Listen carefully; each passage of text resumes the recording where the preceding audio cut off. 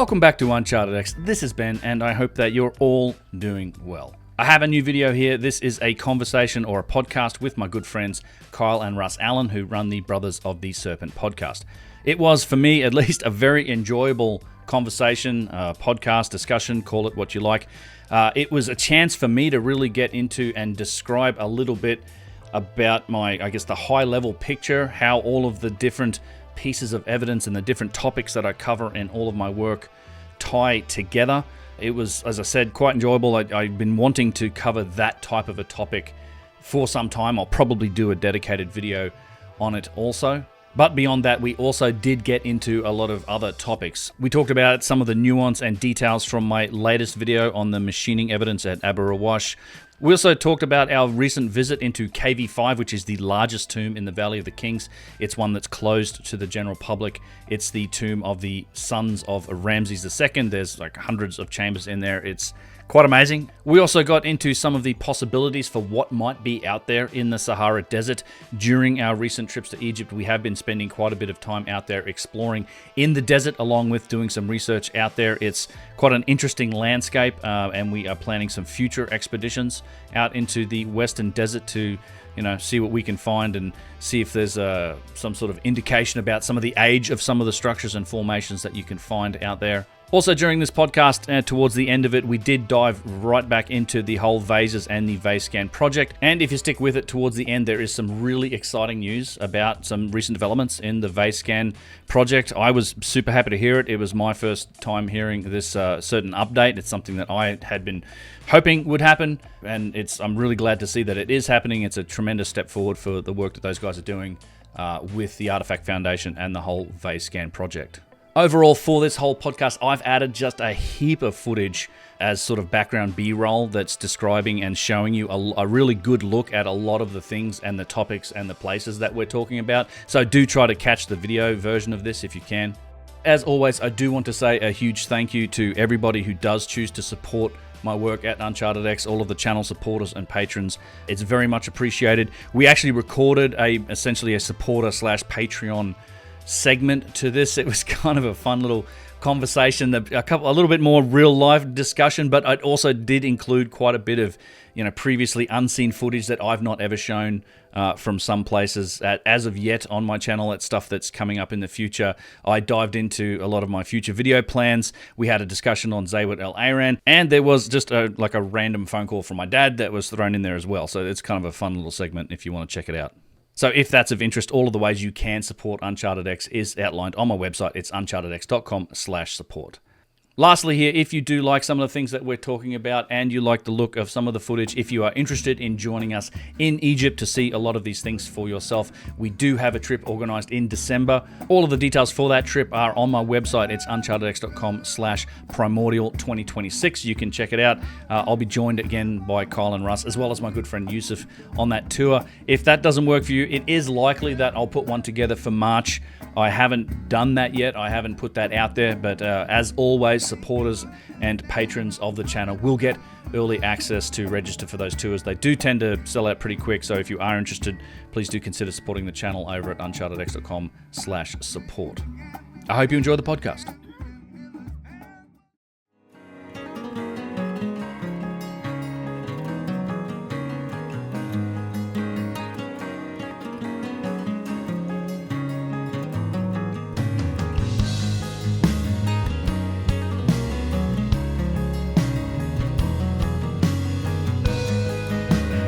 Welcome back, ladies and gentlemen. This is Brothers of the Serpent Podcast. I am Russ Allen, coming to you from my studio where I am hiding from Sam Squanch and eldritch horrors in the foothills of the Appalachian Mountains. And my brother, Kyle, joins us. How's it going, everybody? The 10 by 10 by 10 Tangent Cube of Science. Actually, I should not be saying anything while the music's playing, but that's okay. I was actually showing him one of the, we get some, we're using Riverside, and sometimes Riverside will give you these little AI summaries of sections, and it was telling us one of them is in a studio in the Appalachian Mountains and the other one is in a studio in a unique scientific environment. Yeah. Yes, the 10 by 10 by 10 tangent cube of science is a unique scientific environment. And we are also, of course, joined by Ben from UnchartedX. Hello, sir, gentlemen. Good to see you. Cheers, buddy. How are you, bro? Indeed. Good. Yeah. Good. Also, not in my studio. Also in the foothills of the Appalachians in a remote, undisclosed location currently. Yep. Yeah, it's totally undisclosed. He's nearby. I was going to have him in studio, but it turned out I didn't quite have all the gear that I needed to have a guest. Little adapter. One thing I didn't have. Neither of us had, so we'll yeah. Totally prepared, zero mistakes, classic Snake Bros. But yeah, so Ben's been in town. We've been hanging out, and we were discussing like, dude, let's podcast while you're here. Yeah. So here we are. We could have done this while he was in his studio. Remotely also. He's right down the road. I have my microphone. Yeah. It's fine. This is good. I know Russ is 5 minutes away. So yeah, that's right. Different. We're very close by. So we're practically in the same studio. But yeah, I thought it'd be a good show. Like, get Ben on. You've been publishing. Like, your recent video was very long, like 2 hours. It was, yeah, dude. Yeah, amazing. Like, you finally reached podcast length videos. I have a few that are actually. It's weird. Like the Labyrinth video is 2 hours, but yeah, that's right. Wasn't as produced as this one. That one way more popular in terms of just numbers. Maybe it's just the topic, but yeah, I literally I made that joke early on in the video where I'm like, I'm going to do something unusual, try to curtail the scope and the length of the video, and then ended up writing probably one of the longest scripted videos I've done. But it was fun. It was a topic I've been wanting to get back to it for some time, and if people haven't seen it, it was about the evidence for significant, like, advanced machining, particularly in ancient Egypt, but focusing on this one particular stone, this granite block at Abu Rawash, which is just an amazing piece of evidence, essentially, that's still sitting out in the sun there, that you can look at, and it just simply isn't explainable from within anything in the standard model or even close to it. Yeah, it's one of many. There's lots of examples like it, but it's one that I hadn't looked at in the past, and it allowed me to kind of pivot back to some of the topics that I think on my channel I'd addressed years ago when I first got really started, because I was focusing on these are some of the topics that got me into this whole thing in the first place, going out to Abusir and looking at the machining examples, things like that. And they're the ones that I touched on early on. But, obviously since then, it's been 5-6 years, and I've been to Egypt a whole bunch more. I've obviously had a chance to do a lot more research. I've had the chance to think about these things a lot longer, and my perspective has evolved, I'd say, on some of these things. Certainly, I think that the research, the amount of evidence that I've been able to look at and experience that I have on these sites has grown a lot as well. So it was fun to try and revisit it and put more pieces together, because one of the reasons it's so long is that I was trying to basically put this evidence in the context of the bigger picture. Like, so what does this actually mean? Like, what piece does this evidence for machining play in terms of the overall perspective on the past and of ancient Egypt? So what was going on back then? Was it just, is this just an aberration, or is there what's the actual explanation for this in the context of everything else that we see there? Yeah. So, like, if you go through your video library on your channel, it's like very engineering focused. Like, look at these giant statues. How are they moving them? How are they carving them? Why are they symmetrical? Like, look at the machining, look at the drilling, like, look at the cores. And so you're working your way through all of this evidence, and you're building up like a library of evidence, saying there is actually a lot of excellent evidence for something extraordinary happening in this area that we now call Egypt, but it doesn't appear to be connected with at least directly connected to the typical dynastic Egypt civilization. Like, there seems to be two different things happening here. Like, the evidence has been lumped together. Yes. Right. Yeah. So this is the problem that I have with making short content. It's it's the context, right? It's if you just come out and say like, oh, this is clearly the work of an advanced civilization that predates the Egypt. It wasn't the dynastic Egyptians. It was more ancient people. Like, well, you're a lunatic. Like, if you just go out and say what you think it means, I think most people are going to be, no, this is nonsense, because we know everything we know about the dynastic Egyptians. We're told that they did it all, and they tried really hard, national project, etc. Which we've been talking about. And so there's a lot of context to build it up, and I genuinely do think that this overall explanation that yes, there is evidence for two different industries, a relatively primitive industry that matches the tools and techniques, and evidence that we have directly from the dynastic Egyptians, the things they drew on the walls, the tools that we've found. There's a whole range of artifacts and architecture that matches that technological level, but then there's this other one that it sits far and beyond, more above that in terms of sophistication. And the direct evidence for it is the technological evidence. I kind of break down into three categories, and I've looked at this. I mean, I had several videos kind of in each of these categories of machining, precision, and logistics. So this video was sort of a deep dive back into the machining topic, but there's so many other individual examples of it. Things like the box at Elephantine Island with the bull nose that's on that. Yep. The work at Abu Sir, obviously the tube drills, the whole tubular drill phenomenon, precision. We have the vases have been a huge piece of this in the last couple of recent years, but that's only one aspect of this. Other aspects of precision like symmetry. There's also larger artifacts that are displayed in remarkable precision. The box at Lahoun, the boxes in the Serapeum, precision in architecture in terms of like the Great Pyramid and its attributes, and then logistics, which is really I think it's some of the best sort of in your face, easily to understand, just incredible achievements that you see, where you see, okay, this is a single piece granite statue that stood here in, let's say, Tanis. There's a foot of granite that's in Tanis, and your outstretched hand can fit inside the toenail of this foot. And Petrie found it, so it's been around for a while. The foot's been reshaped. It's like a separate foot. It's been cut off, and the sort of the front and the back end have been flattened, so it's been reused as a block in a wall. Yeah.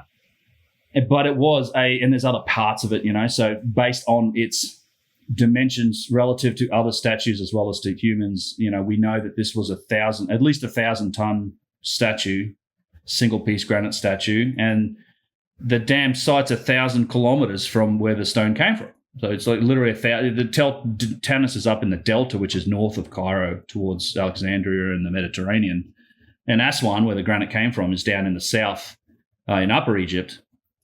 And you have several of those sort of examples. I mean, there's one of my favorites is the giant statue from red quartzite at Karnak. Here's the foot. That's the foot, right? Yeah. Yeah, that's that. Yeah, great example. Yeah, look at that thing. It's amazing, and it's justified. Can you imagine if you compare when I did a video looking at I think this one in particular, I kind of, if you look at the foot of the Statue of Liberty, it's about the same size. Oh. So I have in the video somewhere, I've got a picture of when they were putting that Statue of Liberty together, which of course is bronze and hollow and made in multiple pieces. But the foot's about the same size. So in terms of you want to wonder how big was this statue, well, look at the Statue of Liberty. It's about that size. Yeah, look at Yusuf's hand there. Yeah, and it's solid. The size of the toenails. Yeah, solid granite, not multi-piece, just one piece of granite. And we know we had examples of statues of this size that was standing. The one at Karnak standing. That's almost even more impressive. Even though you think, well, it's at Karnak, it's near Aswan. No, it's red quartzite. The actual the stone, that quartzite stone, came from north of Cairo, so the other side of Cairo in Lower Egypt. It's about, I think, 500-600 miles from Karnak. But the crazy thing is, it's upriver. Like if you're taking that stone from the north to the south, the Nile flows from the south to the north, so you have to transport this 1,000 tons of red quartzite, single piece, standing statue.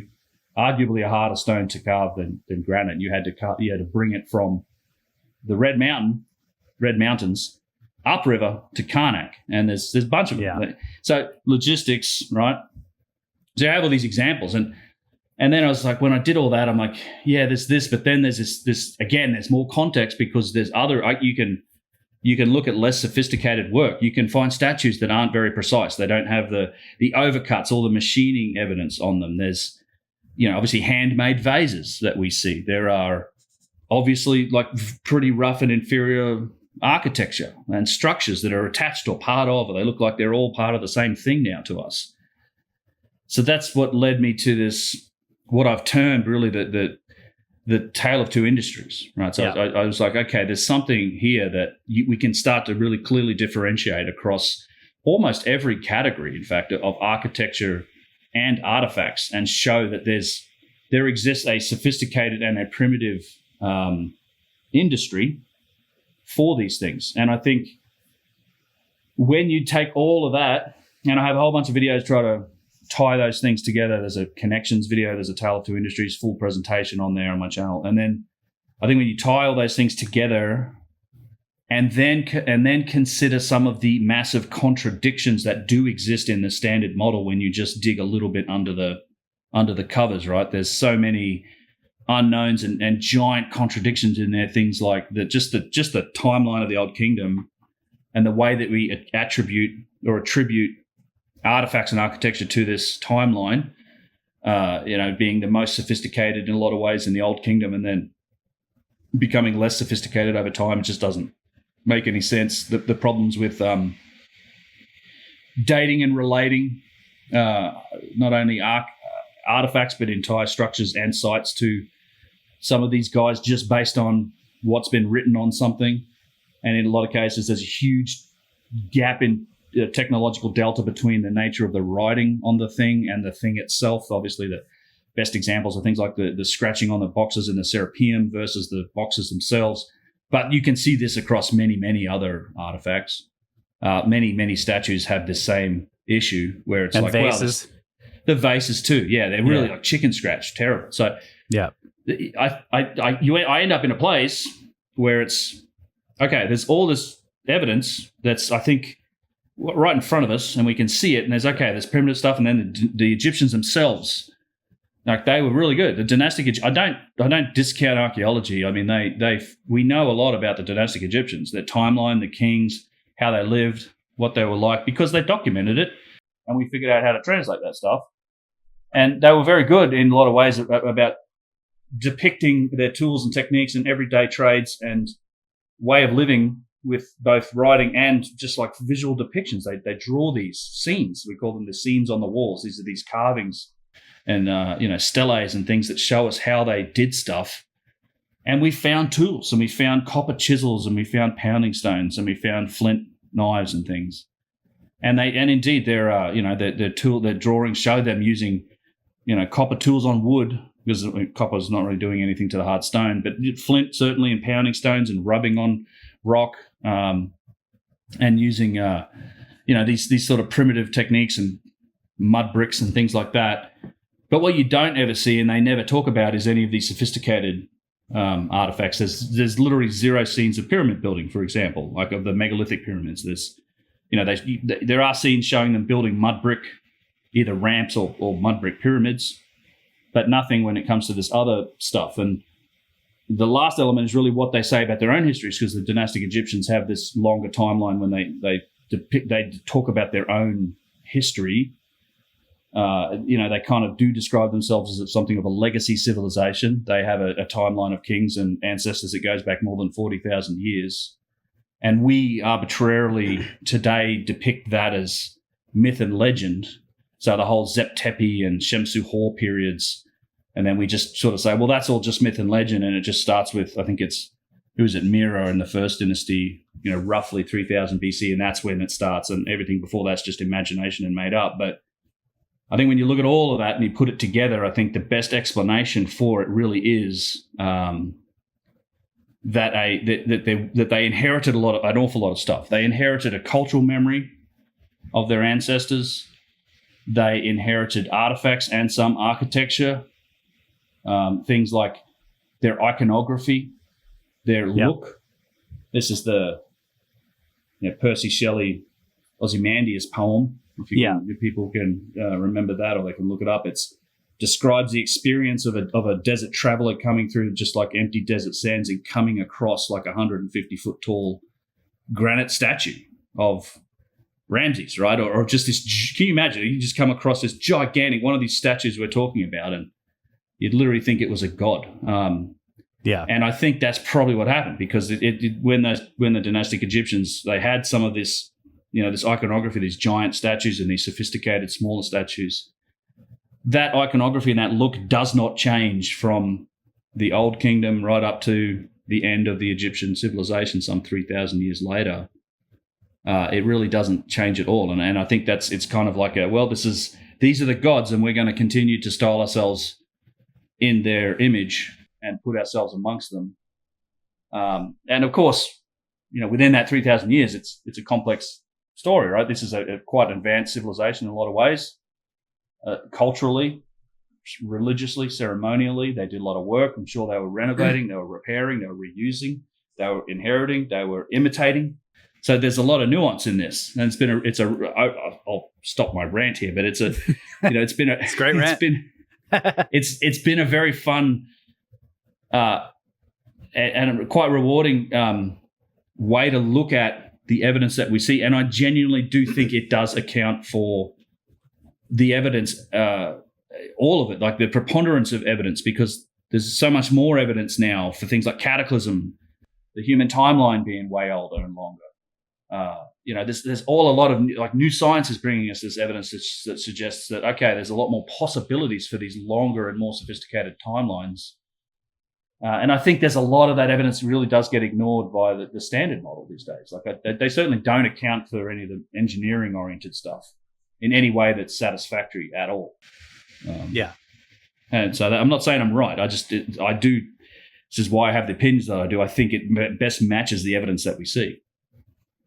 You do see advancements from the dynastic Egyptians. Like you look at some of the oldest temples, for example, and then you go in like to the newer ones or whatever, and you can see how they change their ways, or they're more magnificent in some cases. You can see that their writing advances over time. Yeah, it changes. It changes. It gets like maybe it doesn't advance. It definitely changes, but the styles, there's like proto writing, and then you can kind of see this linear progression in the writing, and then in the lithics too. You start out with these really simple forms, and then later they're making like incredible lithic artifacts. But the megalithic stuff, the massive stuff, this granite stuff, starts out amazing and then almost declines immediately. Yeah. Like the standard model puts it into the 3rd, 4th dynasty or whatever, and then it's kind of like, everything else is done. So it really looks like you have two technologies, and maybe one of them is misdated, which is the oldest, the megalithic stuff. So you have the megalithic stuff just falling off, and then you have this other civilization that is advancing for thousands of years all around these other artifacts. And that to me tells a story. I think that's really cool. That like you're saying, it inspired them. It inspired their architects. They were always attempting to achieve it. You can see it in the statuary. These later attempts where they're just kind of wonky, but not as big. They don't have the definition. And it seems clear.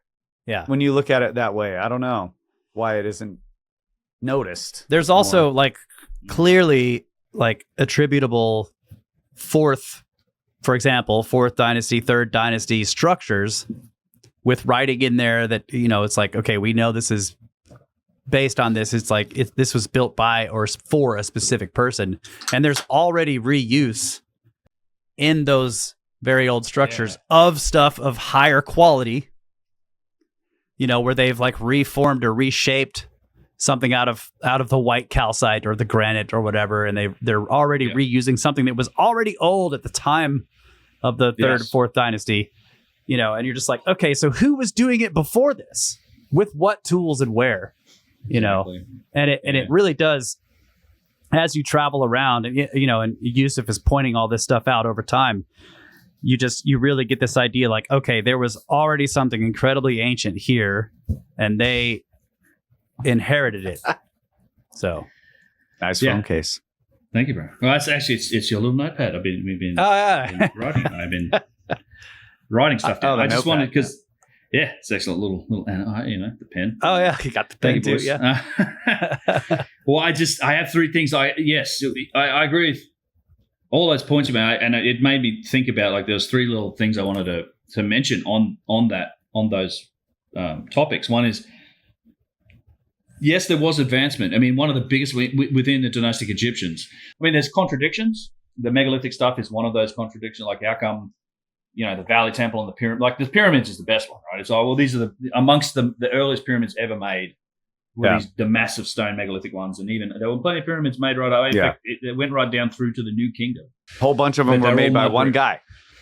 Well, that's that too, right? Yeah, like Sneferu has like 3 of them, the biggest ones, and I mean, we don't even know. Like Chedefera may have had 2. We don't really know. Like, we don't even know. And then the actual attribution of those pyramids to those guys is really weak anyway. But it's a whole other topic. But one of the advancements was the wheel. Like, this is the thing. Like, they didn't have, and this is what makes some of these megalithic and the big stuff so incredible, is they didn't have the wheel. There's no evidence. We don't know. I mean, obviously, I think whoever did build them had pretty clearly sophisticated use of the wheel. We know this from the machining evidence. The whole point of the video was to show that, that you had these, the only way you could shape these stones and to leave these marks in them, similar to the vases, is that you had to be doing pretty sophisticated applications, essentially, of the wheel, be them lathes or mills or giant circular saws or whatever. I mean, that's what the evidence shows, but there's zero evidence for it whatsoever, and neither is it a part of the standard model that the Old Kingdom Egyptians had the use of the wheel. In fact, everything we see from them was dragging stuff on sleds, and no force multipliers, no pulleys, no capstans, no nothing.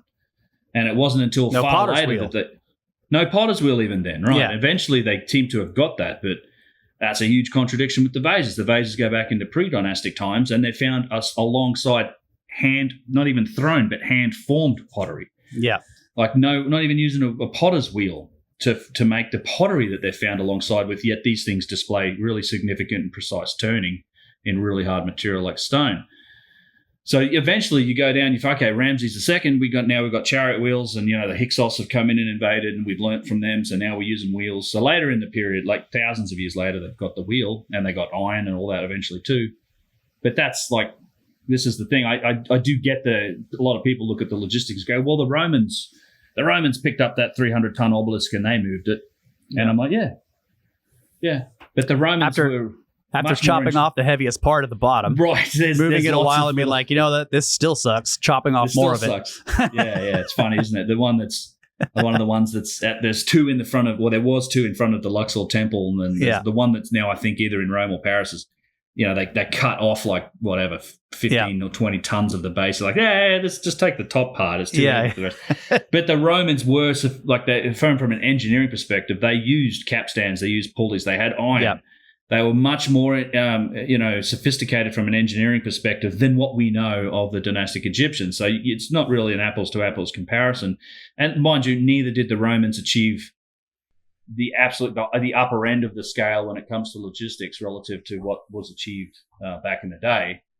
The second thing was in terms of the attribution and the statues. This is why the vases are just so damn important and such a smoking gun, in my opinion, because, like you said, the megalithic, the big stuff seems to die out early on, but it's tough to say that with things like statues and the big stuff that stays on sites. Like, I think this is a real challenge at places like Karnak and Luxor, where you have megalithic building and you have big statues, but then you also have continuous habitation.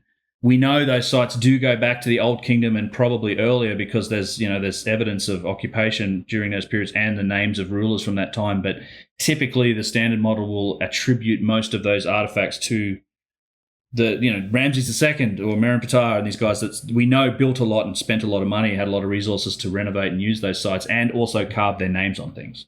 Yeah. Now, this is a big problem with statues. It's like, well, he who carved their name on it must have built it. It could have been standing here for literally thousands and thousands of years. We don't know.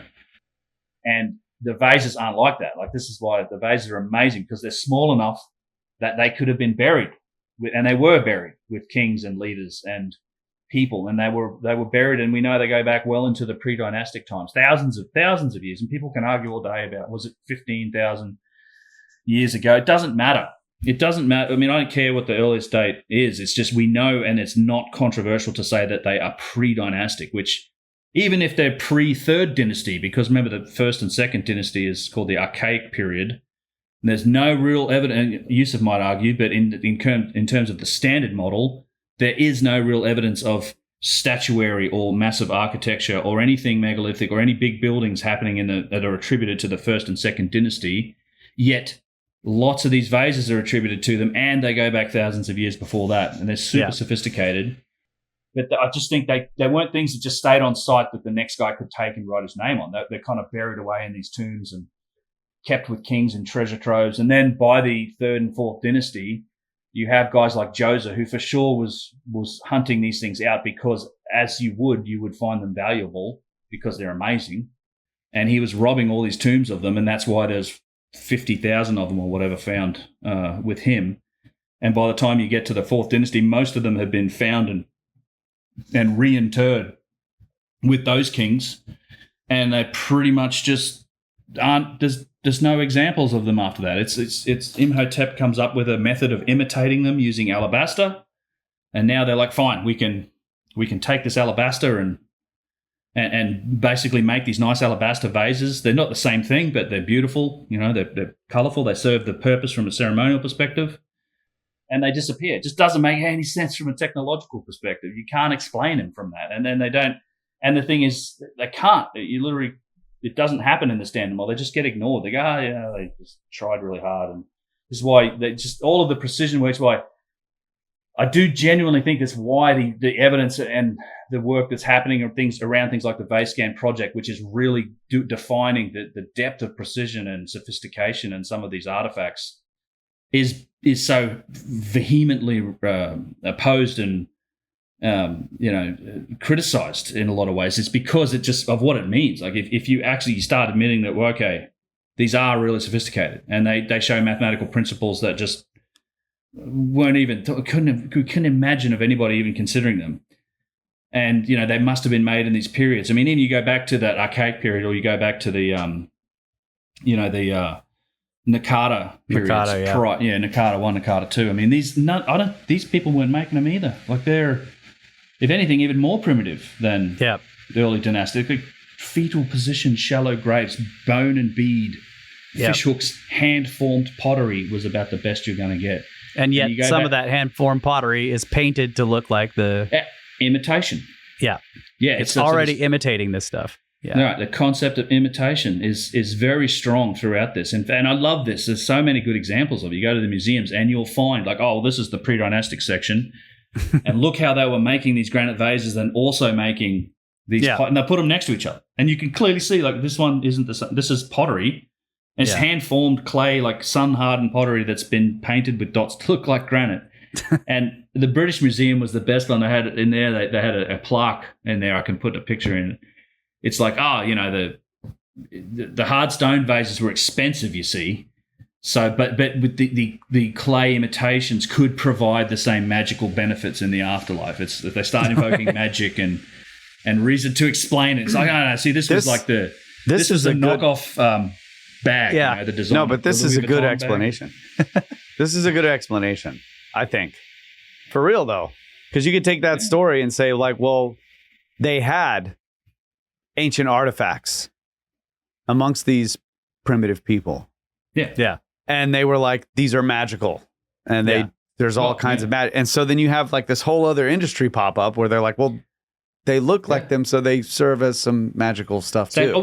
You're right. So it actually is probably, you're right. It probably is the explanation. It's the cargo cult of the vase. Yeah. That's not what they meant, but you're right. That's a good explanation. That's not what they meant in the standard model. Yeah. It is other, and the part that we would leave, I guess I would leave is there also. So, well, the people with money could have the vases made, like the hard stone. They're not making them. Like, there's just no evidence that they're obviously making. And that just gets more sophisticated as time goes on, right? So the alabaster vases are basically the same thing, just a bit nicer than the pottery vases. It's still imitation. Yeah. And even, there are some of the alabaster vases that show the precision.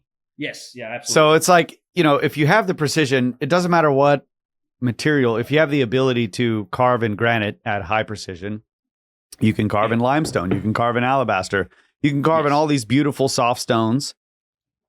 Yeah. But later people can only do this in the soft stone, and they can't reach the precision, but they can do it in the soft stone. Right, they can't. And I should say that I do typically just throw out all the alabaster stuff in this other bucket, but you're right. Alabaster is definitely one of the stones that was also used by whoever built the hard stone ancient precise vases. There's also plenty of alabaster work in that category. And that's typically also, to be honest, like stuff that is attributed to the archaic period in the 3rd and 4th dynasty, because it's found in those same caches. You never see anything like that coming from the stuff we pulled out of King Tut's tomb, like the later alabaster. There's definitely a category of alabaster. Typically and there's exceptions to this rule too, right? We know that there's also handmade granite vases. Yeah. For sure. A lot of them, there are plenty of examples where they're doing handmade granite vases. Just the difference is in the precision, and there's a super complex discussion about how you measure the precision and all that, and some people argue endlessly about that, myself included, it turns out. I'll show this. Wrote 10,000 words on my my website recently about it. This is British Museum. Look at that. These vases are absolutely phenomenal, and they do have, so they're gilded, but look at there's low quality on the metalwork here. Yeah, it's probably been which is interesting, but I didn't capture the entire, but look at this. Late pre-dynastic or first dynasty, right? These high quality. Also, possibly Abydos. They don't actually know where these came from. Yeah, they don't really know. So they're being classified by form and maybe location, which is some other people that remain unnamed like to think that stuff in museums must all have this incredible provenance. It's just not the reality for how in this. I wrote about it in this article. I don't need to get into it all, but this provenance is a hard thing to fully determine. There's only a small fraction of these things can we actually trace back to where they were dug up out of them, because people have been digging them up literally since the Old Kingdom. Yeah. Even the guys in the Old Kingdom were digging them up. And this reminds me of the third point I wanted to make, Boris, which is one you mentioned, is the recycling. So not that we have imitation, but we also have recycling of material. And I have a video on my channel that talks about the evidence for recycling in the Old Kingdom. And in fact, that's another video I need to make, because that one talked about specifically, I think, the tomb of Ra-Wer, which is a 5th dynasty vizier or priest at Giza, who was recycling massive calcite column bases. Yes. So you see these. That's what I was thinking of when I was talking about it. Yeah, Ra-Wer. Yeah, the deeper layers at Karnak, you see them. But what's a guy in the 4th or 5th dynasty at Giza, when supposedly they built Giza in the 4th dynasty, right, in the standard model, 4th and 5th dynasty. And he's already recycling these huge alabaster column bases, cutting the fronts off them, making them, putting his drawing himself and making himself a flat offering table on them. And you literally, on one of these things, these calcite bases, you can see the crystal growth where there was a column standing on this thing for a long time. God only knows how many years, because the actual limes, like the crystals, grew up onto the column base. The column's no longer there. He's reused the base and shaped it as an offering table. And there's the other good example that I can think of that I had yet to make the video about, but we've spent a few days on these trips looking at, which is the satellite pyramids around the Great Pyramid, the pyramid of Khufu's daughter and his wife, supposedly. But on those bottom layers of those, you can literally see how the casing stones on those they're not finished, but they have been taken from some other, what was an amazingly well polished and machined limestone structure that had these very smooth curved surfaces, and you could literally see the mason's marks where they'd come and say, well, we got to knock all this finished, material off here and flatten these down, and they were in the process of doing that, and they stopped for some reason. Yeah. Yep. A lot of reuse when they should have been built, like the point you're making. They should have been building all of this stuff, and yet where are they getting the reuse materials? Yeah. Also, I just want to. I've never shown this thing. I took video. This is also this from the British Museum. This thing, like, look at this thing. Scarab. Yeah. I mean, it looks like an alien artifact. It's not from Karnak. Look at that. Yeah. Yeah, no, it's obviously very old and stylized, but it just, I don't know, though. It struck me as like, yeah. Obviously very old. Cool. Yeah. Just because there is one at Karnak too. It is actually still there, I think. Yeah. Yeah. There is one at Karnak that people, they do the circling around it. That's right. That is the yeah. Get married, get pregnant. Yeah. Circling. Yeah. Yeah. It's a fertility icon. Yeah. Yeah. It's the old school dating app. Okay, there you go. There's our exit strategy. Let's make a dating app called Scarab. Yeah. It's wholesome. Yeah. Trad. 5 times to get married and 7 That's times right.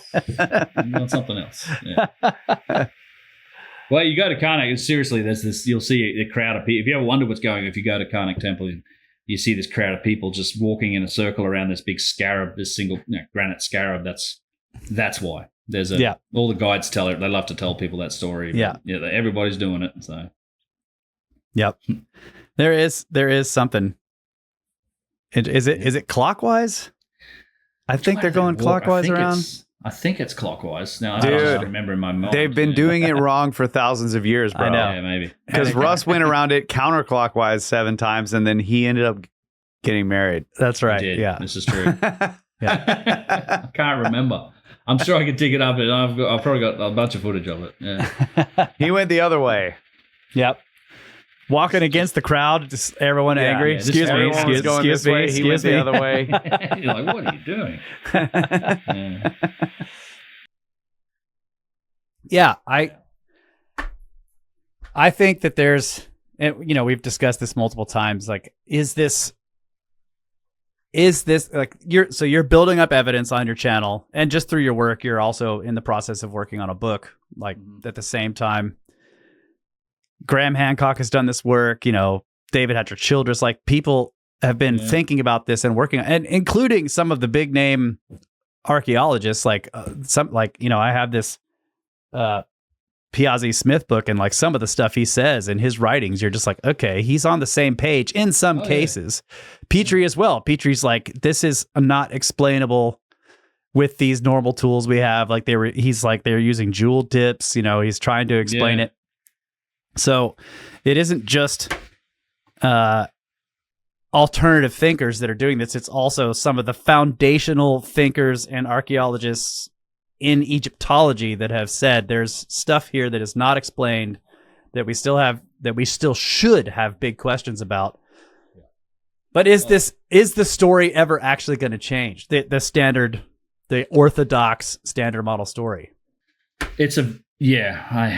don't know. I mean, I'm not sure what it will legitimately take to change it. I mean, it is a very slow process, should it ever change. But I do want to reinforce something that you just said, because I in a lot of my work, I'm forever quoting guys like Petrie, but Piazzi Smith, and there's a ton of the early archaeologists and explorers of that era, and you can read. I mean, even like things when you get into like even not just, I mean, from Herodotus on, all of the historians. Yeah.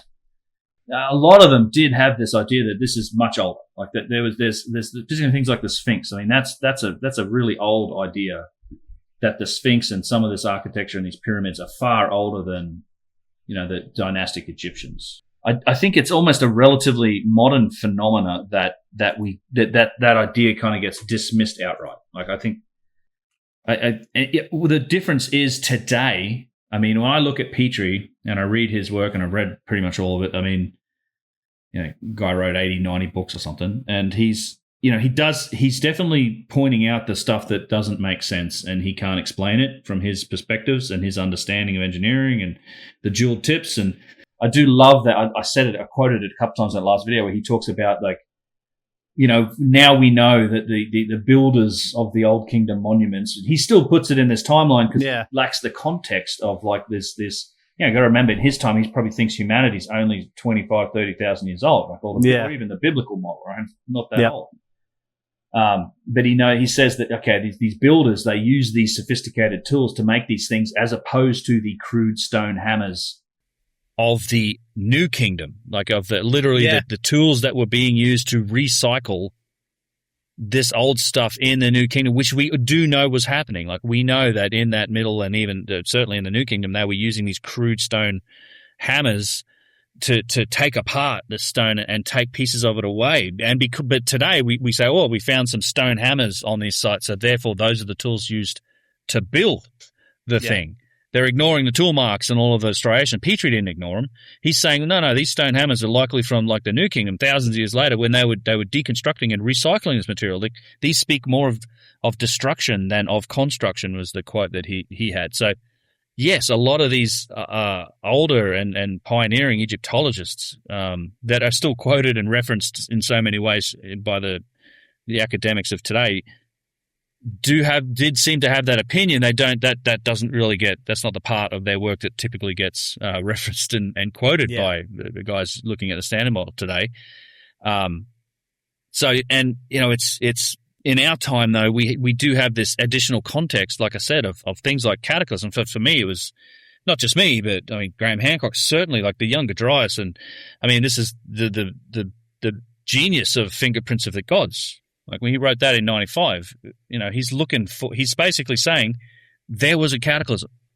Like something happened. Like there's so much evidence culturally and geologically, and there's all these potential explanations for it, be it earth crust displacement or cosmic impact or any number of other potential avenues. But something has definitely happened because all of these cultures from all around the world are reporting this, and all this information is encoded in Hamlet's Mill, and there's all these things point towards both cataclysm and some sort of precursor culture that was seeding knowledge.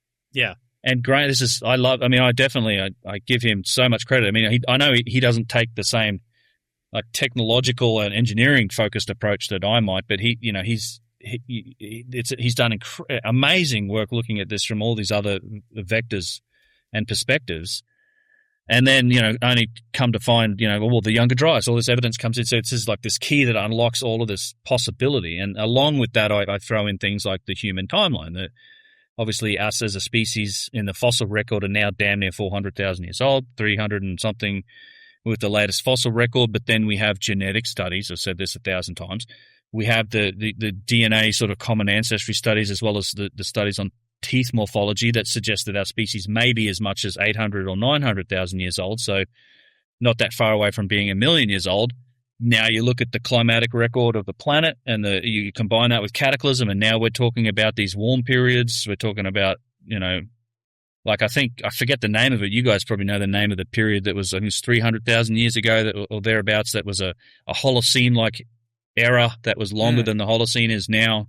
Where climatic optimum? No. Yeah, it was like some super. That was like, more recent. No, I can't remember where it was. I have to look it up. I've got it written down somewhere. But it was a period during which humans most likely were on the planet, and it was like the Holocene in terms of climate, and just so really good for us. And it lasted for longer than the Holocene has so far. And I think all of these things combined to give us the perspective and possibility that that there's I think there's certainly evidence for that.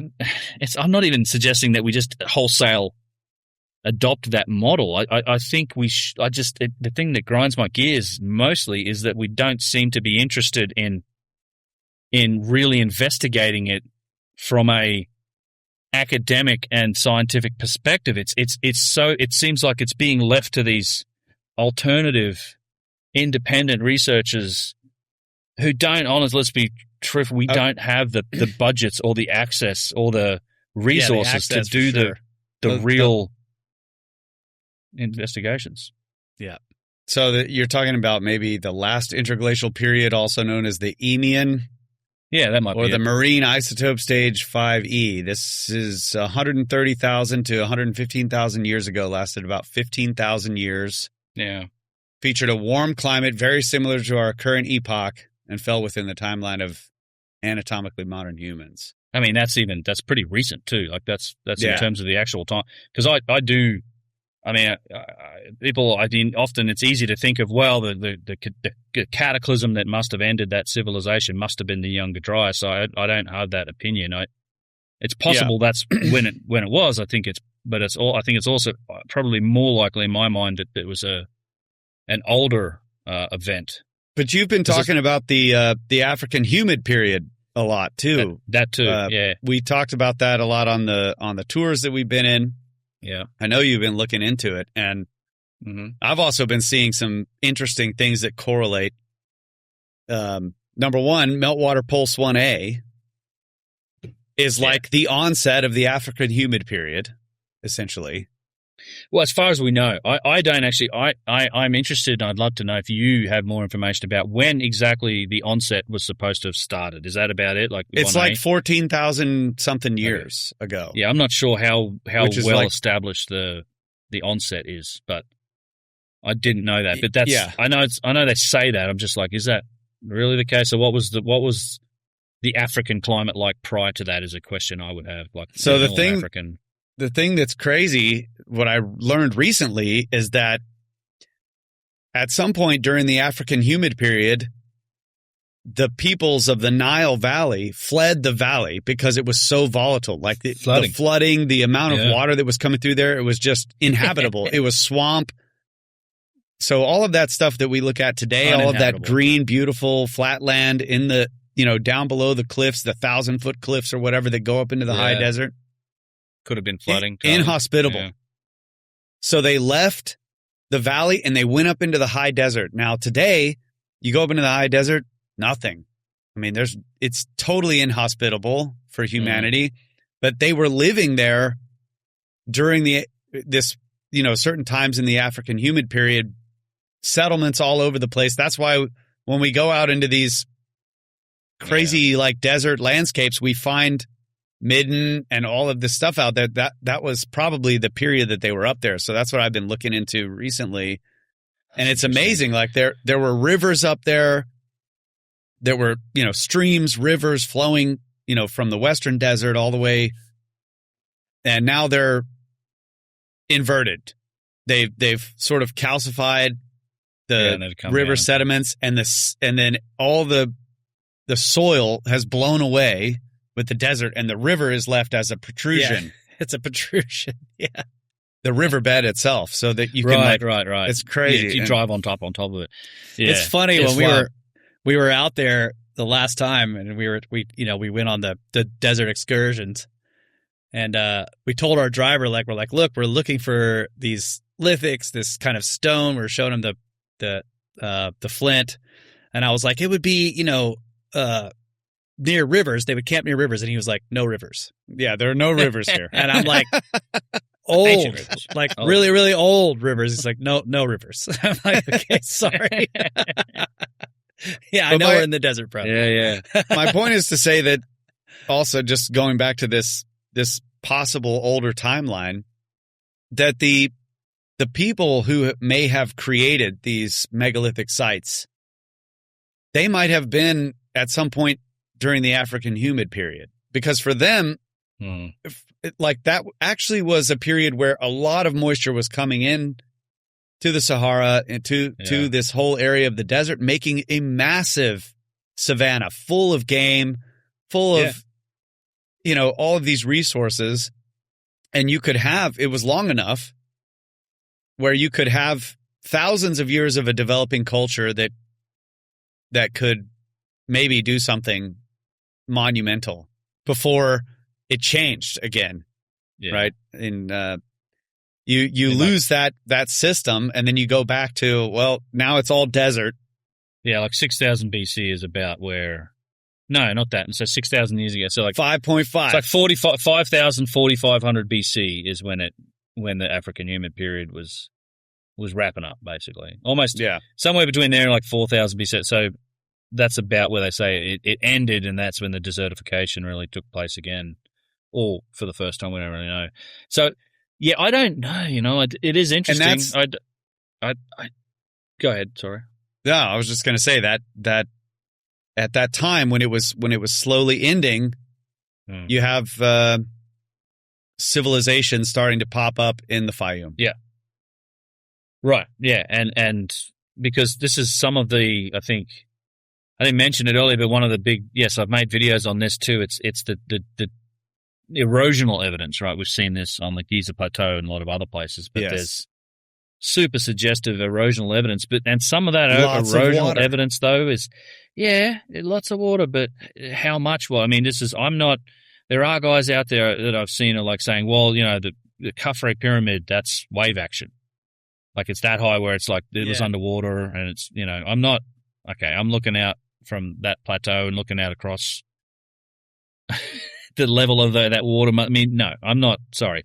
It's not the height of the pyramid, but I believe that it could be rainfall oriented, this is like the Sphinx. Like this is the great, I love this as a contradiction too. It's like, hey, who was the idiot in the standard model that decided, you know what we're going to do? We're going to carve this Yardang into a Sphinx, which presumably in the 4th dynasty was already desert. And we're going to dig a big hole. We're going to put it down in the ground. And then, nothing bad can come from that. Like it'll never fill up with sand. Meanwhile, it is always full of sand. Genius, John. Genius idea. This is the dumbest idea. It was janitor job security. Janitor certainly was. Classic government contract. It's still in place today. That's right. Well, they had to renew it a few times because it had paying guys to clean the sand out of that thing. It had lapsed for a few millennium. In fact, most of the time there was a strike. There was some big ass strikes. Yeah, Thutmose IV had to put another RFQ out. Exactly. But it's a great point, and you combine that with the idea that during this period, the African humid period, there was a lot of water coming. And it's like, you can get rainfall. You can have, obviously sheet floods and things you're talking about. Yeah. Things like that coming through. So more regular. And then, that begs the question, is the Valley Temple limestone, the Mortuary Temple limestone, was this subject to those types of erosive events? Because everything, like this is my problem with it is, and it's also a bit of a contradiction to me about when did the African humid period start? Because the erosional evidence on that stone suggests that it is older than even the African humid. You're talking like 60 to 100,000 years. And so I don't know how you explain it. Yeah. Even if you're talking about, if you apply erosional forces of places like DC, places that get 40 inches of rain a year or whatever, like those rates of that type of stone takes a long, even if you go to tidal forces, you're still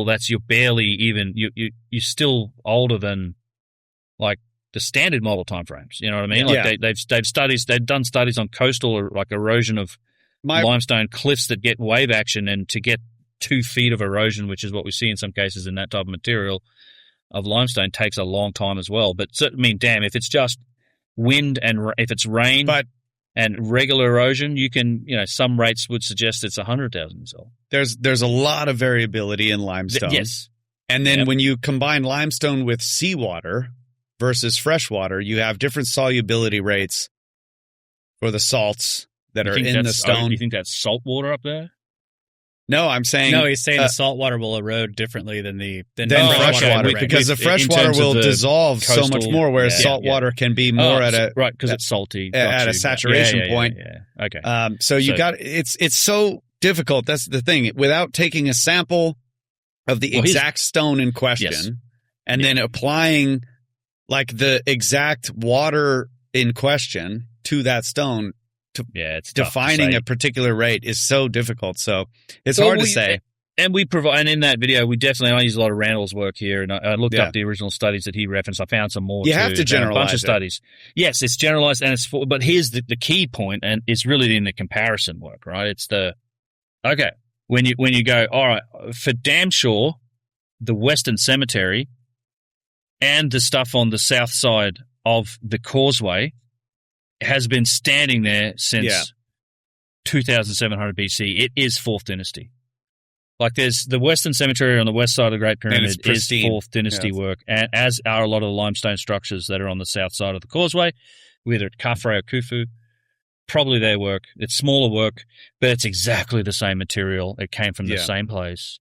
It's been there and it's pristine. It's pristine. you would think it has been subject to the same erosional and weather forces, yet it's pristine and you see almost no erosion on it. Right. Versus That's the the megalithic greatest stuff, argument. which is just super beat up. Like, and then it's so confusing too, because then you go, well, and not only is this megalithic limestone beat up, it's also been cased in granite for who knows how long. Like it was protected by giant granite stones at some point prior. You know what I mean? So, and you can look at this. I still don't know. I still want to go and try and work this out. I still need to look more closely at it. Is things like the Valley Temple, where people say that the erosion, that the granite blocks that are still in place have been shaped to match the erosion. Yeah, I've heard that. I've heard that too. It's in Graham's books. It's been talked about and written about. Like, I would like to, rather than just doing a walkthrough, I'd like to. I know where it is. Some it's in kind that of front access. alcove. Yeah, it's in that. But there's this example. It's in the alcove. I keep looking at my footage of it. Next time we go in October, we can take a closer look. Maybe what I've seen, go for a day before with Yusuf on. But I've looked a lot at the casing against the limestone wherever it's available to see, and what it looks like to me is even if the limestone is eroded, where the granite is still up against it, it's dressed. Now that's not to say that it was dressed. Definitely, it was always dressed. That's what I'm saying. The limestone has been dressed. Yeah, which is what you see in the depressions on the side. So, but maybe it was already eroded. And they dressed it and made it square. Yeah, it's like that. That's hard to determine. I don't think so. I mean, if you there's examples where Yusuf would go up to like the mortuary temple in the middle pyramid complex, the one at the top with the really eroded. You can see the protected stones behind it. Don't have that shape. They're not eroded. That's right. Like they're not eroded. Where they're protected, you can see examples of stuff that is straight and square. So you have to a recently fallen stone. Right, that has fallen, but also the erosional patterns in the stone span multiple stones. Yes, where that wave, that thing that looks like it's a big curve thing, it goes across all these blocks. So it's not like they matched it up when they put it there. This is something that's happened to that since those blocks were put together. Since it was erected, yeah. Right. This is also I'd like to point out that even though you have like a long sort of wave-looking thing. Yeah. What's that? I said I'm sure we'll put some footage in here before this. Yeah. I will too. So you'll have these cutaways where the limestone blocks comes down, then it goes in, and then comes back out, and it passes through multiple blocks. Yeah. People say this is wave action, which can I know, but I'm just saying that's what they say. It can produce that, but you can also get that with rainfall. We see it here all over the hill country, like up on the tops of hills, where there is no wave action. It has to do with water falling down, like terracing, because the water ponds at one terrace, and then it does sort of sheet flood down, and it would do this on blocks. Yep. And it cuts these gouges. So just want to point that out. No, you're right. Yeah, it's not. It looks like it kind of looks like a wave. Like, your head goes to wave. I don't think it's that either. I think there are explanations for it, like I said, with standing water or rainfall. Which, of course, just talking about this, we're making the assumption that there was quite a bit of rain on. I mean, it's not just the Sphinx, like Robert Schoch talk about the Sphinx, but. So it's super interesting. This is why, like, at the end of the day, between the comparison point between the other Fourth Dynasty stuff and the intense erosion, not only on the Sphinx but on a lot of this megalithic work, and the fact that, which I pointed out in that paper that came out last year, that showed that the causeways of all of these, megalithic pyramid sites from Dashur up to Abu Rawash, essentially, were built on the banks of that extinct. Aramat branch of the Nile, which was only in place during the African humid period. That's why I'm like, one of the things I want to learn more about is when do they think this humid period began? Because there's so many other indicators that seem to point to that stuff being there before this, say, 14,000 year or meltwater pulse 1A time frame. Or maybe it is. I mean, it's just maybe the erosion occurred within that time frame. But I am also curious, and I don't know what the what the environment was like before the AHC, the African humid period. So this is This is the joy that you end up, you find something that just generates more questions. It's the rabbit hole. Yeah. It's the rabbit hole. Yeah. It's like, what's the next thing now? Like, oh man, okay. So how do you explain this then? So after I watched your video on the labyrinth, I was like, because I've been really interested in the Fayum. Mm-hmm. The lithics up there that were near the temple and all this kind of stuff really captured my interest. And then I watched your video on the labyrinth and I'm realizing that's in that channel right there. Yeah. So this is this massive megalithic, possibly Osirian-like structure that's right in the channel that goes to this ancient lake that used to be there. Mm-hmm. It hasn't been there for a really long time. Even in the dynastic period, it was pretty much gone. It's more like the modern lake today. And underwater, bro. And the labyrinth is now buried in this sediment that looked like the last time we were there. I'm looking at the landscape and I'm like, this is a massive gravel bar. And you look at the pyramid, which you've shown on your videos, where the descending passageway just goes right into water. I'm looking at the descending passageway. They had to dig down through the sediment to get to the entrance of this pyramid, which is normally, right. Yes, up on the side. Yes. And then when you look at the whole pyramid, it's like, well, the entrance is sort of right on the edge. On the corner. So it's on the corner. Most of the pyramid is gone. Used to go way over here, possibly, if the entrance was in the center. And that I don't think it. I'm not. I think they just. It's put mud that brick, thing, bro. Yeah, I think they put that on top of a pre-existing something. I'm telling you, that's what I'm saying. It's like they stacked mud brick to repair. Yeah, to mark whatever what was there, and there's I don't know. It looks like half the thing is gone, and there's a massive gravel bar, and apparently the labyrinth is under there. Well, so just to show people what he's talking about, this is this is the Nile Valley on the right. This is the Fayum, and there's the lake out here. This is the oasis, and you can see kind of a lake. There is a bar here, but you can also see the channel that. When the Nile flooding happened, so the Nile's all the way on the far side, on the eastern end of this valley. When the flooding happened, it would fill up this whole area, and then it would spill across into the Fayum. Yeah, depression. Yeah. Yes. Across here. So there are these two. There are these two wings of the high desert that used to connect, but it's been cut through, right, by the flooding, and the labyrinth is right on the edge of one of those wings. Yeah. Okay, but let's do some so randolisms just up here. Above just up above the floodplain here. Okay. Well, if you look at the whole valley, Kyle. You just pointed out this bar that's in the Nile Valley. This one here. Yes. Yeah. How do you get a bar like that? Like we've seen that in places where you have a tributary. So now you imagine and it's coming water, around there's water coming from the Fayum. Yeah. Into the Nile, and it's spilling a bar out into the Nile. Yeah, that's possible. So it can leave this bar, but then later Nile flooding carves its way around that island. Do you see what I'm saying? It could be, yeah. There, at some point, is that actually elevation? Is they just put an airport there so they don't water it as much? I mean, is it actually elevated relative to the farmland? Because today this is. There? I mean, this all has to be irrigated today because it doesn't flood. Like this is literally irrigation. Yeah. What's the elevation there, Russ? Pre-1960s.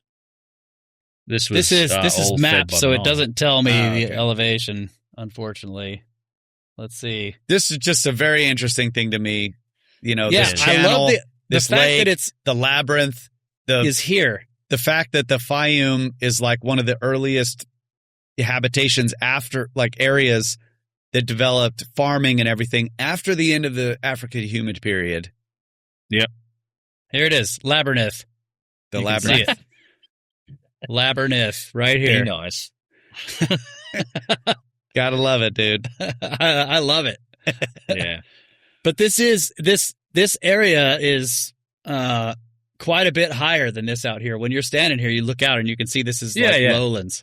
I was just wondering specifically about the bar in the middle. Like, I don't know. It's just a question, is that actually elevated above relative to the farmland. Above the farmland. Yeah, I don't know. It probably is. Like, I can see how this would happen if this was a big flood channel, which it was. I mean, this was clearly again, the desert. So the desert is draining into this.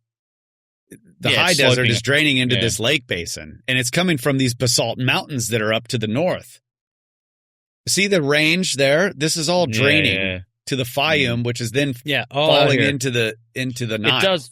So it definitely does flood from the Nile. Does when the Nile floods annually, when it did at least, it does. That did inundate the Fayum as well. It did. So yes, the water level. So it's only a gradual.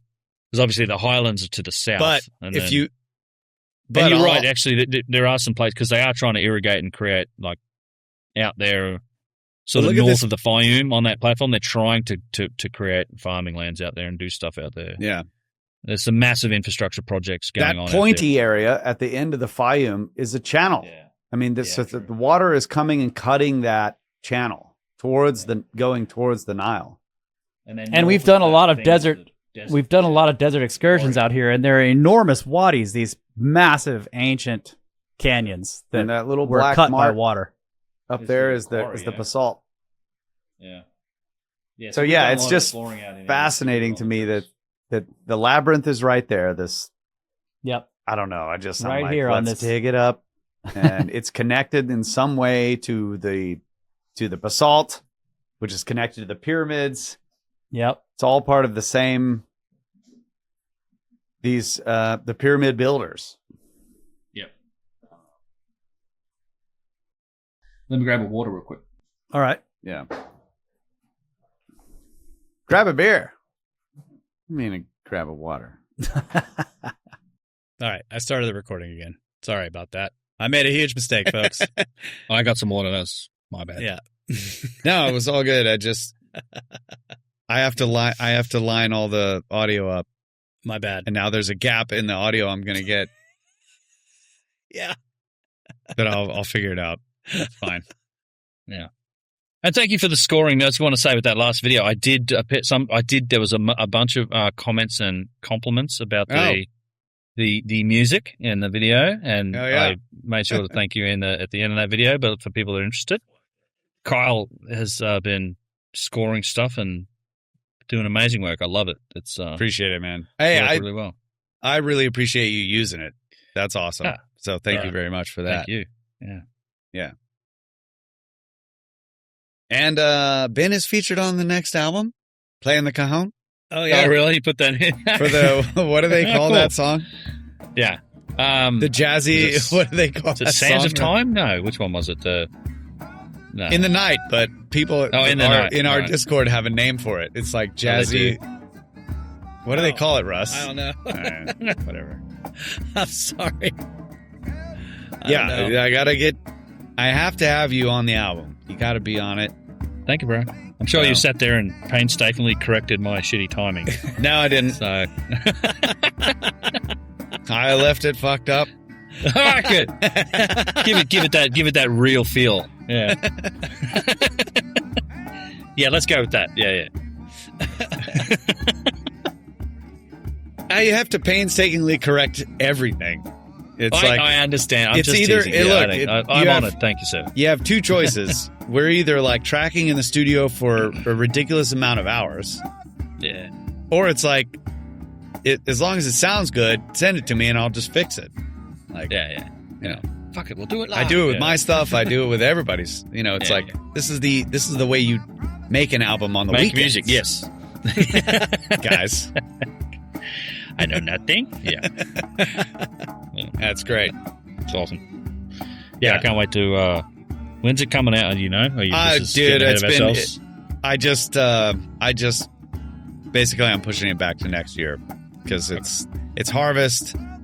I decided to go and fix some other things, and I'm like, I'm not going to get to that until maybe September. Then we go to Egypt. Then I have a little bit of time, and then we go to Egypt.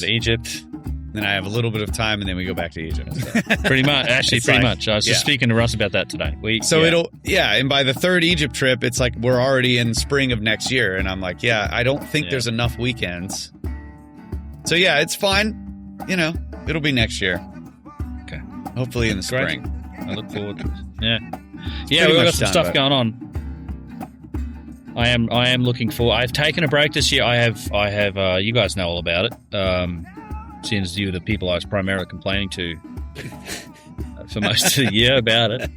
But yeah, the travel got a bit much. I've just been kind of burning it pretty hard for a few years with between travel and event, like just getting around. We did Peru, Turkey, Egypt.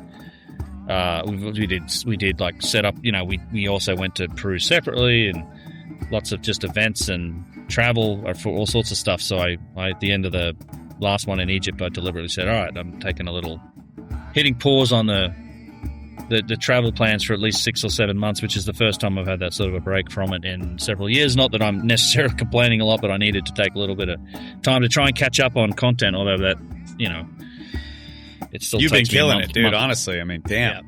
The amount of you're just cranking it out. It's awesome.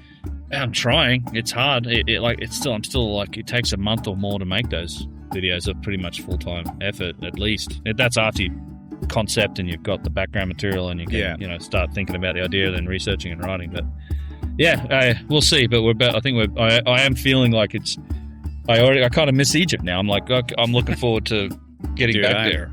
Yeah, I'm keen. So it's always a good time. So yeah, I'm looking forward to it as well. Great time. Yeah. Yeah, but there's always room for grumbling. You know, it doesn't matter. It doesn't matter. There's plenty of grumbling every tour. I will grumble. This is me. Yeah. I do some grumble here and there. Yeah. Yeah, it's great. That's part of it. That is just me, I'm afraid. I love it. Yeah, it's great. I'm definitely looking forward to it. I keep adding like these particular things, like, okay, now I have to see this. Now I have to go see this. I have that. And I'm building this collection of footage eventually someday to be produced. But you know how it is. Got to get this album out of the way. And then we can do that. Yeah. No, I mean, that is a big part of it. Just managing the footage for me is like, it has been a huge part of it. And I wouldn't say I've done the best job at that. I mean, it's kind of organized, but in terms of, finding stuff that you specifically need. I also have an ever-growing list of like, okay, I need to go and look at this a bit more closely, or this is something I'm particularly interested in. So I can't imagine that list is ever going to stop, because the more you look into it, the more it kind of generates questions of like, well, what about this? And what about that? And then, go take closer looks at stuff. So, but I have it easy because I'm standing on the shoulders of grumblers. And it's like, you're like, no, bro, you need to get this. Like, don't, what are you doing? Taking 1080p video? Bro, you can do it. That's fine. 2.7. No, at least, but let's go there. Yeah. Yeah, it's fun. It's been, I'll say this too. One of the things personally for me that I've been able to appreciate is that certainly in the last few times I've been, it's like I'm not just filming. Obviously I'm hosting and we're talking, but it's been quite nice. There's been a couple where I don't do much filming or photography at all. Like I get to experience it. Yeah, and you can like look at stuff, and then it's like, okay, I know so these days I'm like, I have these specific things I want to look at, and then or if something interesting comes up, is usually, this is also a huge benefit to it, is that, there's always interesting people that have knowledge and they've been thinking about this stuff for forever. They're the type of people that turn up on these trips, and, we get to learn stuff from them and look at stuff in a new light. So then you go and look at it and maybe film it and do something with it. But it's cool. So yeah, it's been amazing. And I apologize, I haven't uploaded my footage because you do a lot of talking, and I'm over there. I remember this last video you were making, you're like, I can see your hand. I have to see you're filming. You're like, I can see you are filming, and I want that footage. Yeah. Well, it's been great. And I'll try to upload more stuff. I just, it's that's been a cool feature for me, just as in editing and producing this stuff, is quite often now I can sync up the clips. You got the audio and video from multiple sources, so it's almost like you have these different angles. Yeah, and you can cut. If people are watching it closely, you'll see that we'll cut between different angles, from like it's me filming and Russ filming and someone else filming, and even me, I get people I on the didn't tour. Upload mine. Maybe not you. Yeah. Yeah. I didn't upload mine. Sorry, folks. Yeah. I'm sorry. Well, man. for the KV5 video, I don't Yeah. know how much you got in there, but I was kind of scared in there. I was like, I'm staying You were- underneath the post shores.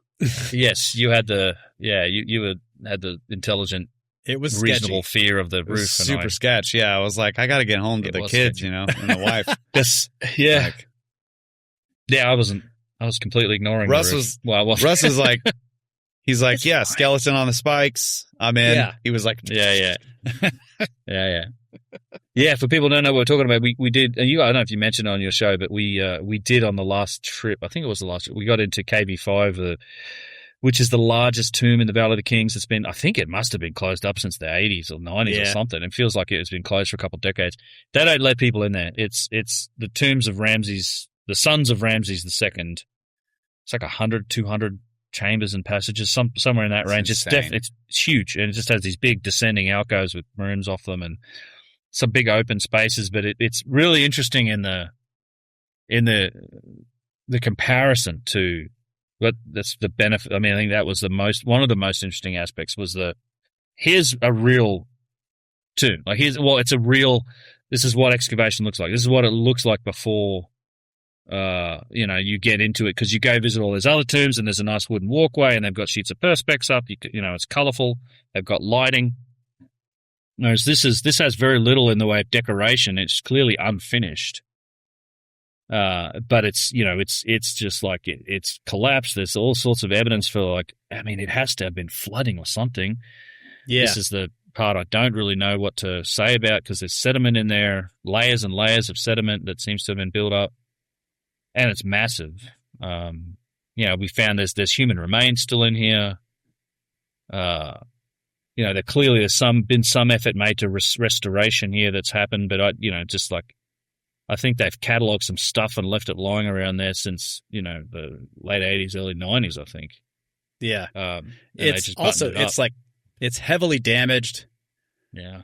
And you can see, I'm sharing the video, you can see all the post shores, basically they're holding up the ceiling with these things, but Yeah. it's enormous and it's very sketchy. And yeah, look at the sediment in this room right here. In this You can room, see yeah. it. So they're excavating around, but there's layers and layers and layers of stuff that have been washed in, and it's clearly in layers. So it seems like multiple inundations, like water was carrying this stuff in and depositing it. It's really strange. It was really interesting to get in there. Yeah, look at that. Yeah. And then, They've got baskets. yeah, stuff to be Of stuff. sieved through. Yeah. It's been sitting there. And then potential long head skulls, and then even whole Yeah. skeletal remains in places. Yep. Which, you see occasionally, but I've seen it in a bunch of places, but you kind of, some people are like, oh my God. But yeah, I guess it is strange to see just straight up human remains Yeah. in places like this. But it's certainly the case in Egypt. You can find, there's bones in the Sahara shaft. There's little rooms and rooms and full of skeletons, and entire rooms of just femurs down underneath Sahara. Sahara. Yeah. Yeah. Some of the catacombs we've been down into over the years in there. The first time we were driving up to Sahara that I went with you, I was in the bus and we're just driving up, and there's just a skull on the side of the road. Yeah. Yeah. It's in the Yeah. sand. Yeah, weird, right? Yeah, I it's was just like, a lot of it. I mean, Yeah. yeah, it's everywhere. So I was going to mention, we were discussing the possibility of this, some kind of precursor civilization. And this idea has been around forever. I mean, the ancients had this idea, right? So it's not, it isn't just alternative thinkers today that are coming up with this. It's been around for forever. Every ancient civilization basically considered that there was a precursor civilization, some kind of maybe a golden age, a lost civilization, a time of the gods, however they termed it. They all had these stories, these legends, these myths. And then in more modern times, you have people like Velikovsky going through the myths and coming up with this same idea. And then, like, I know people will say like, oh, well, his astronomy was horrible. Like, yeah, so he's imagining planets flying around and slamming into each other, whatever. But he's coming up with this from the myths. And then he got the same kind of massive pushback as Graham Hancock did with Fingerprints of the Gods. And his response was Earth in Upheaval, in which he showed the geological evidence for enormous cataclysm happening all over the planet. Now, obviously, not all of that cataclysm has to have been in the human period. Like one of the sections in Earth in Upheaval was just where he was showing you, like, look at these erratic boulders. And one of them is so enormous that a whole town has been built on top of it, right? So something like there was a cataclysm large enough on this planet at some point in the past that moved an erratic boulder. In other words, moved a gigantic section of rock from where it was attached to the planet to a different place. And it's so huge that now there's like a town on top of this thing. So huge cataclysms took place, and he was showing the evidence for it. And then this, again, in Graham Hancock, Sitchin kind of goes into this a little bit as well. All of these people had their own ideas of what this meant. Sitchin went with the ancient alien stuff. But, when we go back to Egypt and you look again at the statues, like those are obviously meant to be people, humans, right? So there's no alien depictions there. Now, if the idea was that the aliens looked a lot like us, so they're basically not aliens, they're humans that are extraterrestrial of some kind, who knows what happened. But then also another amazing body of work that is an alternative source is Forbidden Archaeology. And this one just calls in Cremo specifically, or it just calls into question an enormous number of things based on, like, do we have the entire timeline of geology wrong? Have humans or something that's tool making at the very least been around for 50 million years? Because maybe the archaeology was wrong that was being done at the time, because he's referencing very old papers when the technology for dating things was much more primitive. And then because of the implications of what these people were finding, basically like, look, the geology is basically saying that the layers that we're finding these artifacts that we identify with primitive human cultures, like flakes, unifacial tools.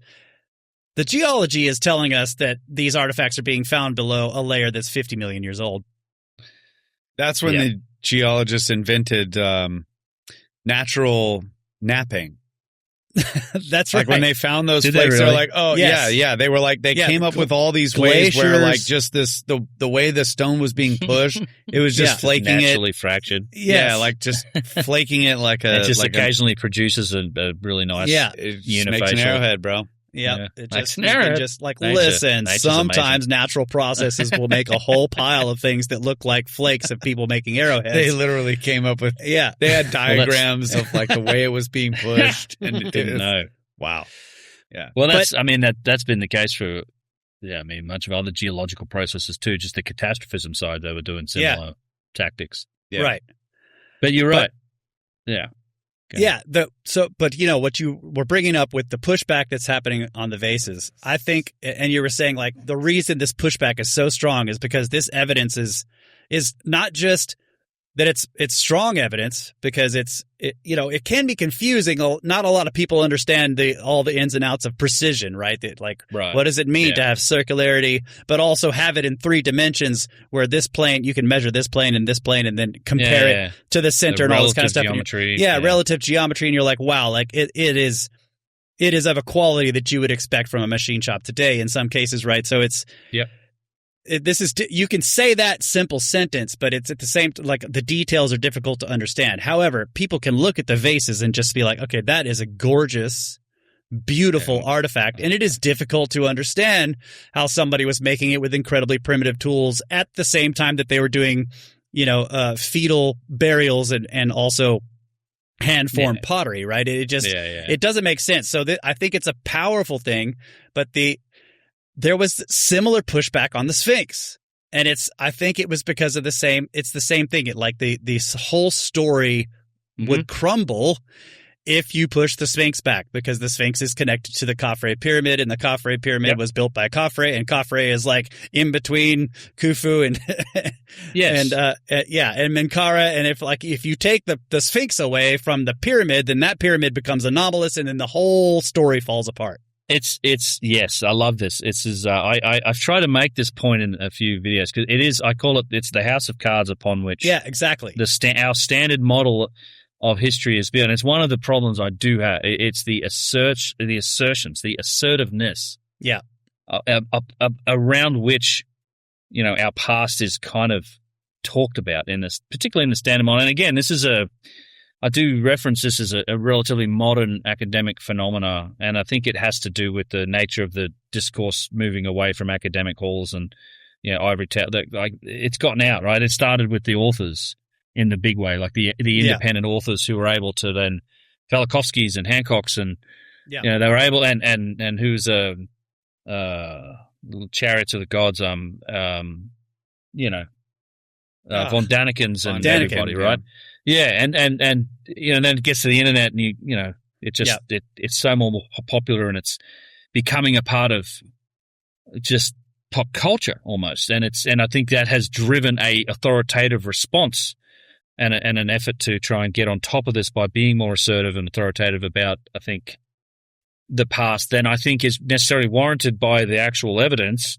And certainly in contrast to some of the earlier explorers who weren't as confident and, in fact, did have disputing opinions amongst themselves about how old this stuff was. But you're right in that it's a huge house of cards. I call it, the example I used in the last one is, it's like the Sphinx, but it's this attribution of, well, there's, for sure there's a pyramid at Aber Awash, right? This place up on the hill, it's the northernmost one. And they've got to fit it into, and I think this quote I wrote, when I wrote this, I liked it. It's a fun quote to say that, they have to attribute the pyramids and the pyramid complexes, which is a tremendous amount of more stuff. It's not just the pyramids, it's the entire causeway, temple, Sphinx in the case of the middle pyramid. Everything else, the foundation work, the planning, the lot, from concept to finished product, they have to attribute that to the amount of time this one guy sat on the throne. Yeah. Because it has to have been his tomb. Right. Yeah. That's why they have to say they did that in 20 years or they did this in 8 years in Aber Awash, for example, which is insane when you think about the logistics of it. And I get into it, but like literally the way they attribute that to Djedefre, who I think is the son of Khufu, is that they found a piece of stone that's quartzite with his cartouche on it. They think that was a fragment of a statue. They found some statues. They found the heads and busts of statues of the same material, and that's it. That's the evidence. So based on that, therefore, they're saying, therefore, this piece of stone with his cartouche on it is this statue. This is an assumption. Then they say, this statue is of Djedefre, which is a further assumption. Then, therefore, that means that he not only must have had that statue made, assumption, and then he must have not just had that statue made, but have then created this entire site. Yeah. And, we're getting this timeline from somewhere. So they just say, here's his whole deal. And now this Aber Awash is attributed in the textbooks on Wikipedia to Djedefre because of one. So then they can slot it into the timeline. Statue. Tell you how long it took to build. But it's 8, and then it took 8 years because that was his reign or whatever, or 8 to 15 or something. And by the way, not for nothing, they also found a fragment of a piece of stone with Djedefre's name on it at Zawet El Aaron. But they don't think that he built that for some reason. It's the same thing. So it's kind of like, and we talked about with the vases, it's like, they start invoking magic to try and explain stuff. So I think I called it something like it's just, it's assumptions built on guesses. Yeah. It's assertions built on assumptions that are built on just straight up guesses. And when you knock out one of those pegs, and this is the challenge, right? That house of cards can come tumbling down. It's like when I've been on about this for years, but it's if you admit that it's a spiral groove on the tubular drills, and it has all these implications of like, okay, the technology that's required to create a spiral groove into granite like that, it just eliminates all these other methods of doing it, or the machining marks mean something else, and it just changes everything. which is why I think it gets resisted. It just gets ignored in some cases. Yeah. Or, I mean, even worse, I've seen people literally flat out lie about it. Yeah, the whole thing can come tumbling down. So, wait a minute. I read an X post that you're the liar. Yeah, exactly. That's what they said. That's what they say. I do like that. That's why I don't participate on social media. It's tough. It's tough to respond to a 2-sentence rebuttal. You know, it sort of, it does annoy me that, yes, is this a complicated argument? Yes. Is there a lot of nuance to it? Yes. And it just really makes me sad.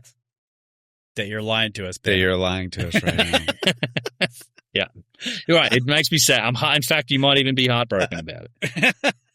It breaks my heart. Breaks your heart? Yeah. Yeah. Bro. Yeah. Bro. Well, yeah, but anyways, we get over it. Yeah. I don't care. Yeah, get over it. That's right. Sorry. Yeah, Sorry it's, for the no, diversion. I know. I find it funny. Fine, I think the drama is actually quite entertaining sometimes. I'm sure a lot of people do. Yeah, I don't participate. I mean, I don't play into it. I do, in all honesty, I know look, I'm not the only one. There's plenty of people that get attacked. I mean, because you hold an anti-establishment position that's against the kind of what the establishment and the standard model, you get attacked. It's fine. Yep.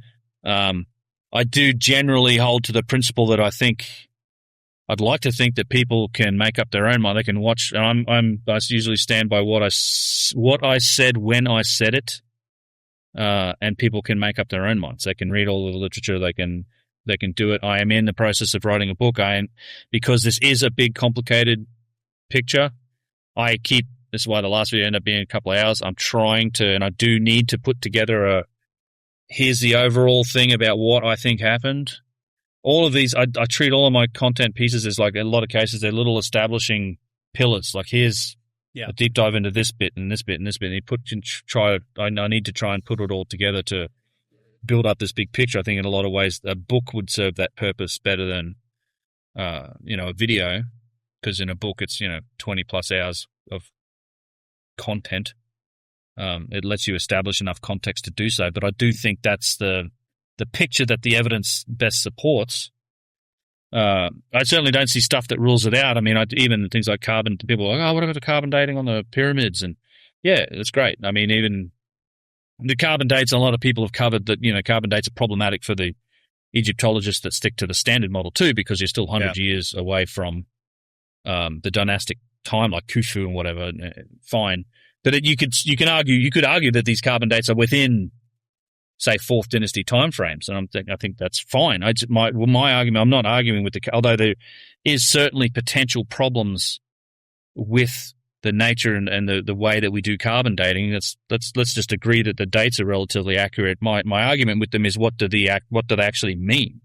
Yeah. Yes. Like, does it mean that they built the pyramids? Right. No. Does it mean that they worked on the pyramids? Yes. Yes. Yeah, for sure. Yeah. I've said that. I think that, there's evidence for that. There's evidence that they were taking stuff apart, repairing stuff, building stuff. I think there's been lots of periods of both construction and destruction, renovation and building periods of trying to finish things and change things, and then later periods of destroying things and reusing things. Like, it's a super complicated picture. I don't think you can take any one piece of evidence like that and say, well, this is definitive proof that this whole thing was made in that time frame. Yeah. That's just where I stand. I think it is all of the evidence and the counterpoints that I've seen are explainable within this model of inheritance, longer timelines, certainly longer construction timelines, reuse, renovation, that type of thing. There's a principle in academia, at least in the physics department, but I think it spreads at least to history and archaeology, which is that you've got this standard model and it's pretty robust. You have all of this evidence, this massive body of evidence, all the writing, all of the connections, all the carbon dates, the dendrochronology, everything. You're trying to line everything up, and yet there are holes. Sure. There are these big gaping holes and outliers. Yeah. There's holes, there's outliers and all this stuff. And it's like, well, okay, we recognize that there are holes. But so far, the story, like if you take the entire body of work of archaeology and all of the data and all of the correlations that they made, like it's a pretty decent story. This is kind of the way they look at it. It's easy to go in and poke holes, poke at like the holes and say like, oh, well, there's a problem here. The difficulty is in replacing that story with something else that actually fits all of the really good empirical data. Yeah. And tells a story that matches all of the very good data, but tells you something new. And so I think that's one of the big problems is that you see all of this stuff online or whatever about like, oh, this happened. They used water. They did geopolymer. Like people are trying to replace the holes with something, but it doesn't align with all of the data. Right. And it is true that it's a difficulty, but it's the same with physics. Like this is why the standard model is still being used today. Newtonian physics is still being used, but then they have quantum physics and they don't align. They're looking for quantum gravity. They can't figure it out. There's massive holes, but they just stick with the model. And so I think they say that the standard model has excellent explanatory power for a lot of things, right? And so you're like, okay, so we'll keep using it. Keep using it. Yeah. Don't throw it away. I see it. It's kind of the same with this archaeological situation with ancient Egypt and all the writing and all of this stuff. So it is very difficult to replace the story with something else. But I find my issue with that mentality on the academic side is that like, well, you want to, it's like they want to squash everything that might be evidence for a different story. Yeah. Yeah. It's not all just like we're poking at the holes. Like here is a piece of evidence that might tell a different story. And they don't want to take it. It's like there's like, I don't know. They have this rule that's like, well, it doesn't match all the other evidence, so we'll just cram it into the story we have, even though it doesn't fit very well. Yeah. Or if it doesn't fit, we ignore it and dispute it.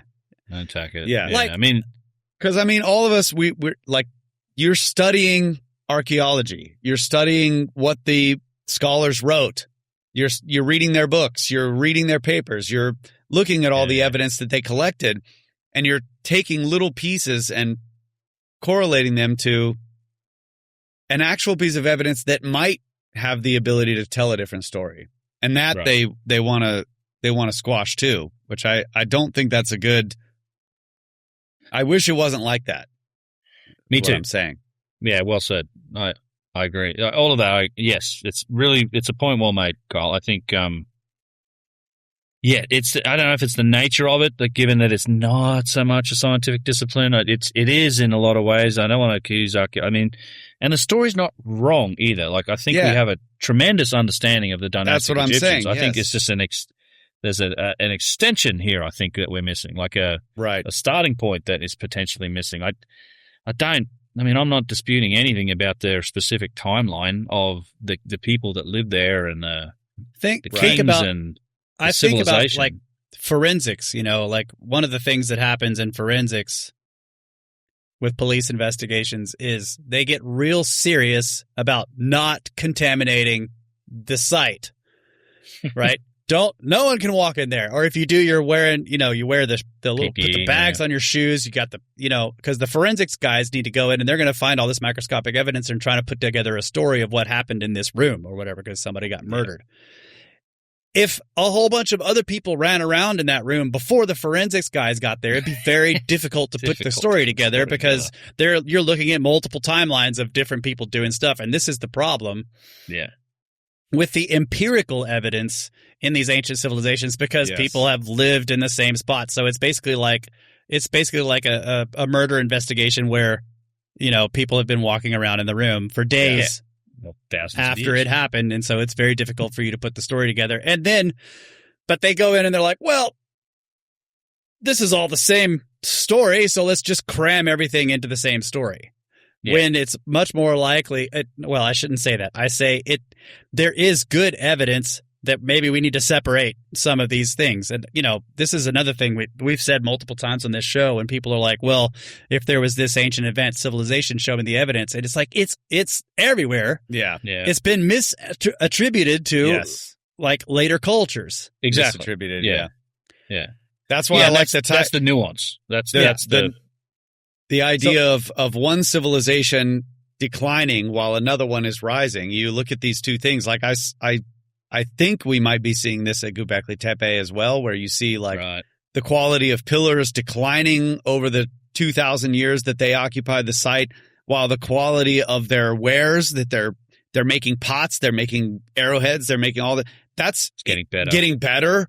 Yeah. Yeah. And it's okay. Maybe we're looking at two different things. It's kind of the same thing with the megalithic stuff, the very hard stone, giant megalithic granite structures seeming to decline, and the limestone, the pillars, the writing increasing in complexity. These, yeah. No, I get it. You're right. I mean, this is it's just it's that industry, as you said. I wish it wasn't that way. It's just unfortunate that it is. There's an element of an old boys kind of network in this stuff too. Just the people, the holders of the keys of authority in terms of what is the truth in this space. It's, given that archaeology and Egyptology certainly isn't necessarily a hard science. Although, again, I don't want to discredit and say there's elements of hard science that are accepted. Like they do use geology, and the problem is I think they use a lot of that stuff in carbon dating when it suits them. Yeah. And if it doesn't suit them, then it's just old dirt, right? This is like Gunung Padang, great example.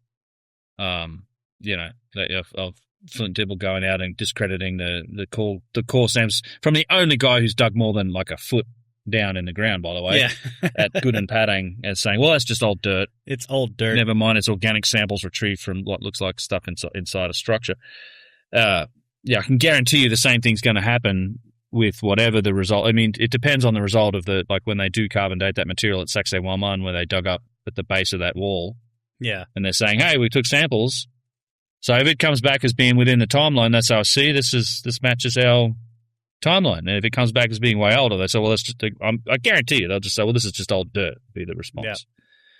So they do, stuff gets used when it suits. But I mean, personally, a major criticism I've had for a long time is that there's whole disciplines of science, particularly engineering, that just gets ignored. Like there are, I do wish that the science became a bit more multidisciplinary in nature, and they did embrace some more of the engineering. It is. I mean, that's it's happening right now. Like that's why I'm optimistic about it. It's like all of this stuff is actually forcing that to happen. Yeah, and there is a groundswell in Egypt too. Like Ahmed Adley's doing great work in Egypt.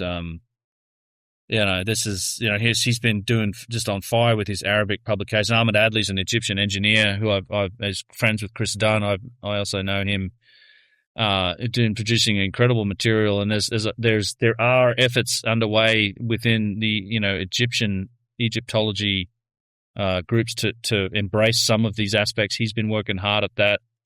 I know he's been on the bandwagon recently. I didn't know this, that Adam had put up with the Artifact Foundation had actually put up a price. He'd said, hey, anyone who wants to make, for all the people, hey, you can make these by hand. He'd put up $25,000 to say, hey, somebody make one of these vases.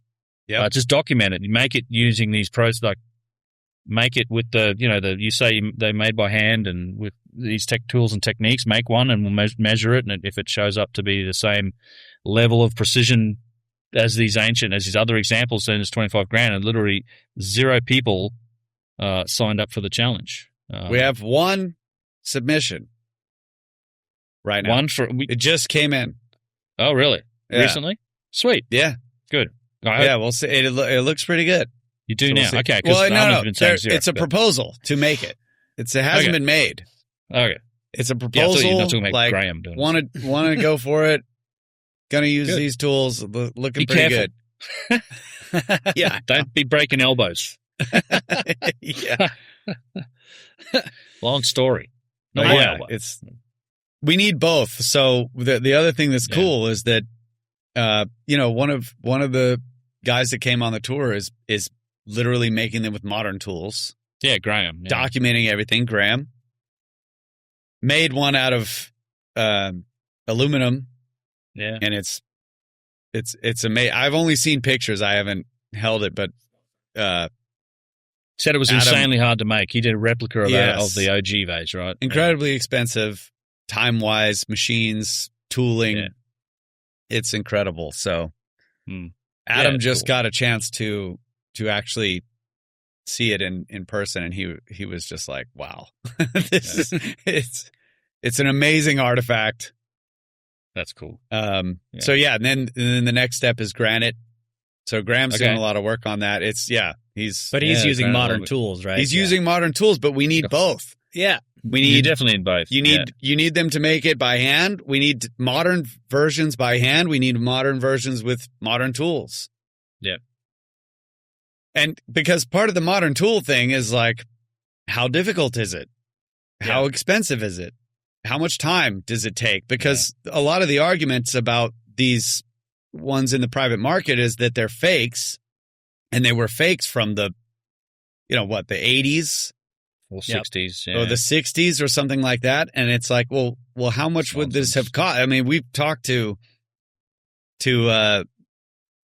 machinists that are just like, dude, it like in the 60s or in the 70s or 80s, like there may have been one machine that could have made that. And that its time was so valuable that if you're going to sell it, you're going to sell it to somebody for a couple $100 later. Like this is a losing proposition. That has been my perspective on that same thing as well for a long time. And so the idea is, well, how easy is it to make something like that now? Yeah. And can you do it cheaply enough, even at the elevated price of these artifacts? Yeah. Can you do it cheaply enough to make a profit? Yeah. An experiment, I'd say, that is pretty only much worth doing if you're actually replicating an ancient vase. Like a design from an ancient vase. And this is another thing. And a matching, when you talk about how you define precision, you're doing it by comparison with like a known precise artifact that was manufactured at some point somehow. As opposed to, let's say, making up your own design and then defining precision as perfectly based on only things like circularity, and then having a Chinese company make them on a lathe that specializes in delivering circularity of an abstract design that you made up yourself, and then getting those vases back, declaring victory that is somehow a victory over a statement that people have been making who said that you could never make them in the modern time, which is certainly not a position I've ever held. And then selling those vases for money. I don't know. It's just as a hypothetical. I wouldn't recommend going down that route. I think if you want to actually figure out how to make them, you should probably replicate a real known artifact and measure it in comparison to that artifact. Just my idea. I don't know why anyone would even do what you just suggested. But I will say this. To replicate a modern artifact or an ancient artifact, first you must scan it. You have to get it. How do you replicate an ancient artifact? Exactly. Yeah. First, you have to get an exact 3D model. Yeah, nice. Now, one of the big problems is, can you scan the outside and the inside? Inside together. Can you CT scan it? Let's see. Let's call the British Museum. Let's call Petrie Museum. Hey, can we bring a CT scanner into your museum? No. No, you can't. Can we get your artifact out of your museum? No. So then you have a limited number of tools you can bring in, and you can try to get the entire outside. That might be hard. Some people have only scanned like the top, then they flipped it over and scanned the bottom, and then they just on a computer were like, match it together, yeah. And then how do you get the inside? So it's just getting an ancient vase and able to replicate that. Yeah. You need the 3D model of the outside and the inside. And if everybody out there is saying anything that's not in a museum is fake because it's too precise, You can't. then it's like, okay, you just make the rules where we can't replicate an ancient vase at all. Yeah, or scan one. Or scan one. Or get full information on one, right. Yeah. So you just make the rules impossible for anybody to even know anything about real ancient vases, other than that, right. no, they're just handmade. Yeah. Like that's kind of where it's going. It's ridiculous. Yes. Yeah. And I mean, I also, and while I do think there's certainly places that we have to start when we try to define things like precision, and I'd say there's been some good work done on that category of categorizing vases and starting with an early definition of precision that certainly has something to do with circularity, right? Centering, how circular is it? The real mean square area of its centering and all that sort of stuff. There's methods and metrics that you can apply that will give you a rough indication of precision. There's a lot of aspects of precision. I mean, today, if you look at if you're making parts for aerospace, for example, for a space shuttle, a rocket engine, whatever, a jet engine, the way we can define things like precision is you measure it against exactly what you're saying it is. Like, how do you compare against the artifact you need to scan? Yeah. Yeah. So if you're manufacturing from a blueprint, you have the blueprint, which is a theoretically perfect example of this part. Yes. You make your part, you scan it, you compare it to this, and then we can see what's the delta, deviation? What's the deviation? What's the margin of error? And is it within tolerance? What's the tolerance level? Right. We can do that. But when you just have the artifact, you have to in some extent reverse engineer this thing. Yes. And it's not just as simple as how circular is it? How round is the top? And in some cases, it's crazy round. Like one of Matt Bell's vases is 0.6 of a micron apart, like the X and Y axis of the top of it. It's insane. Like, yeah, it's pretty round. But it's much more complex than that. Like, it's the relative, like that's the first few videos on the vases and the OG vase I did was like, what's the relative geometry of this thing? When you do define, say, an X and a Y and a Z axis on it based on its center line by measuring certain parts of them and matching those to, geometric, primitives, circles and spheres, like you can take another part of it, like match a sphere to this part of the vase or match a truncated cone to this part of the vase with 10,000 points that match up. And then you can say, well, where's the center line of this cone and how does it relate and how far away from it is from the center line of the overall vase? How perpendicular is its center line relative to its top?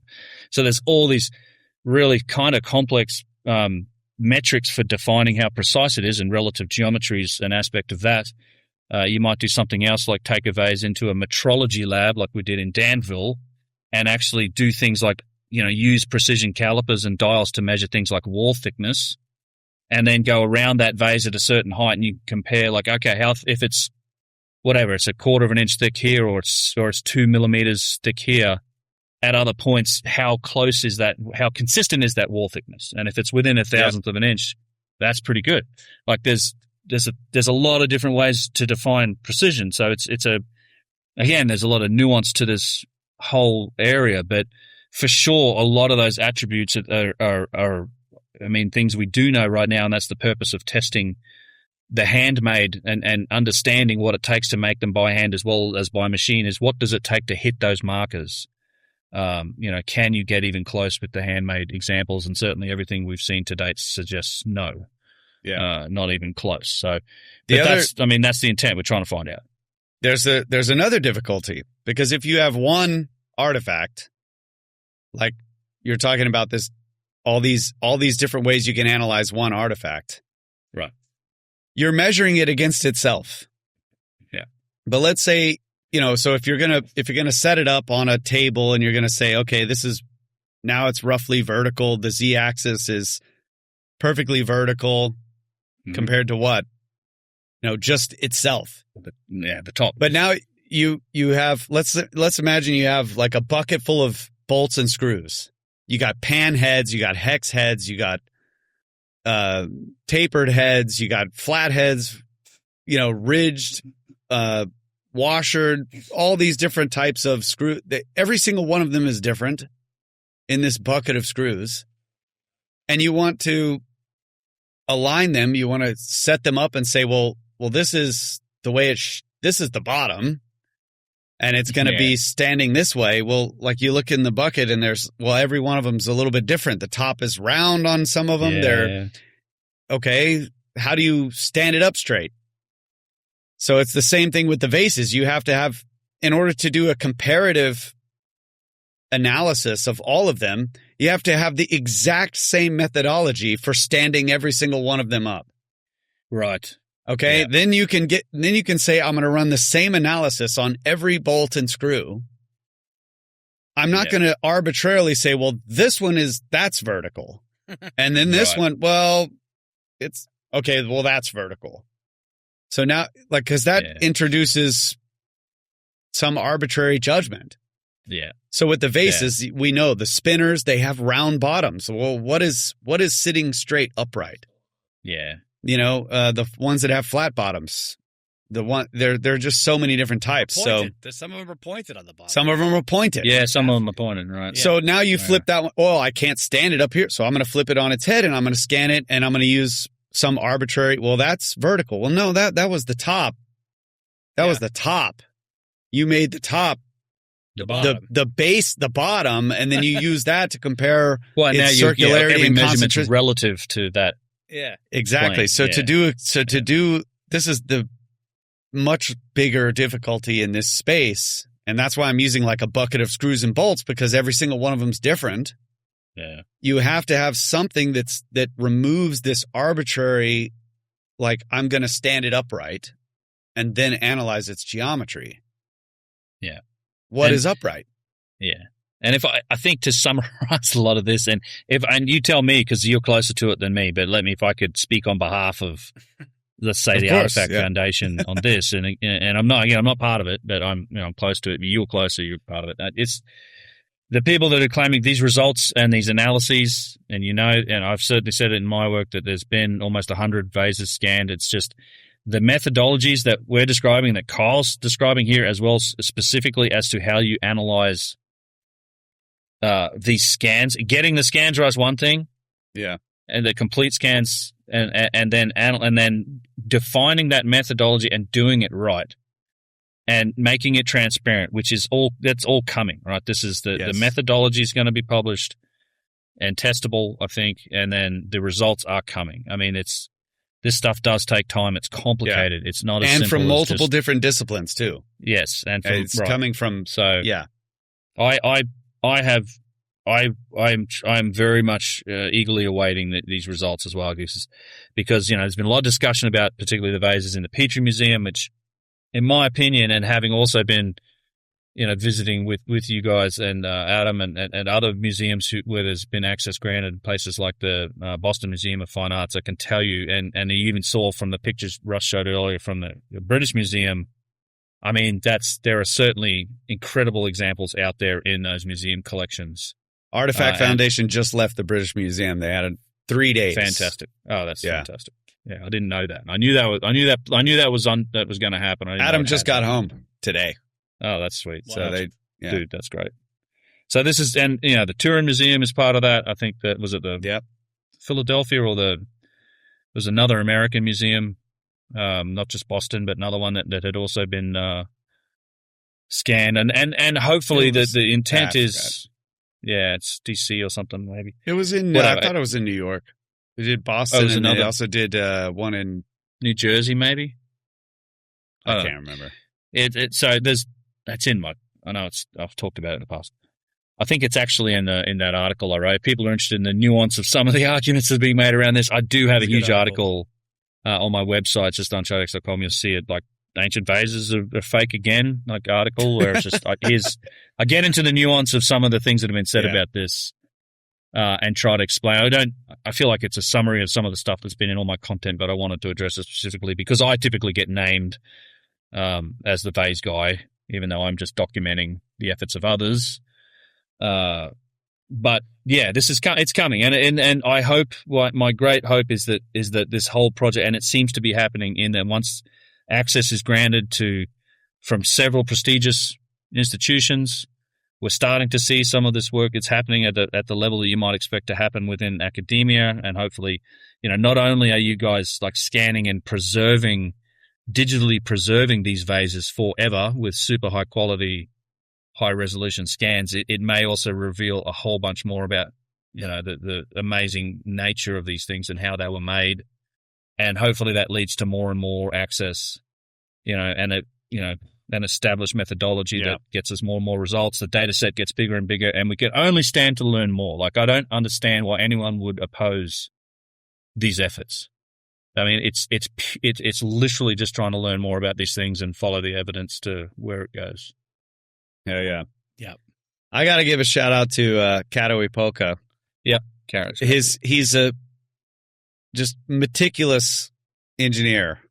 Yeah. Right. He has slaved over this script, essentially, that he's right. The algorithm that's going to do the same exact analysis on every different nut and bolt in the bucket, so that there's no bias introduced. It's quite amazing.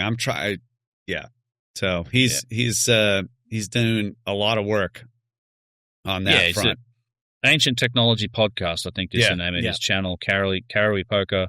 I should have mentioned him actually because I had Chris King. I was talking about Chris King quite a bit in my last video on Aberosh, and Karo sat down with Chris and done some pretty extensive podcasts with him. He's got great. If people want to hear more from Chris King, Karo, his podcast is the place to go. Yeah, and Chris has, Chris's mind and eye for this type of stuff. Amazing. I know that he's contributed a whole lot to that exact same. The big hurdle was that process. What is can you make an algorithm that will treat every vase the same, even though they're all different, so far as we know?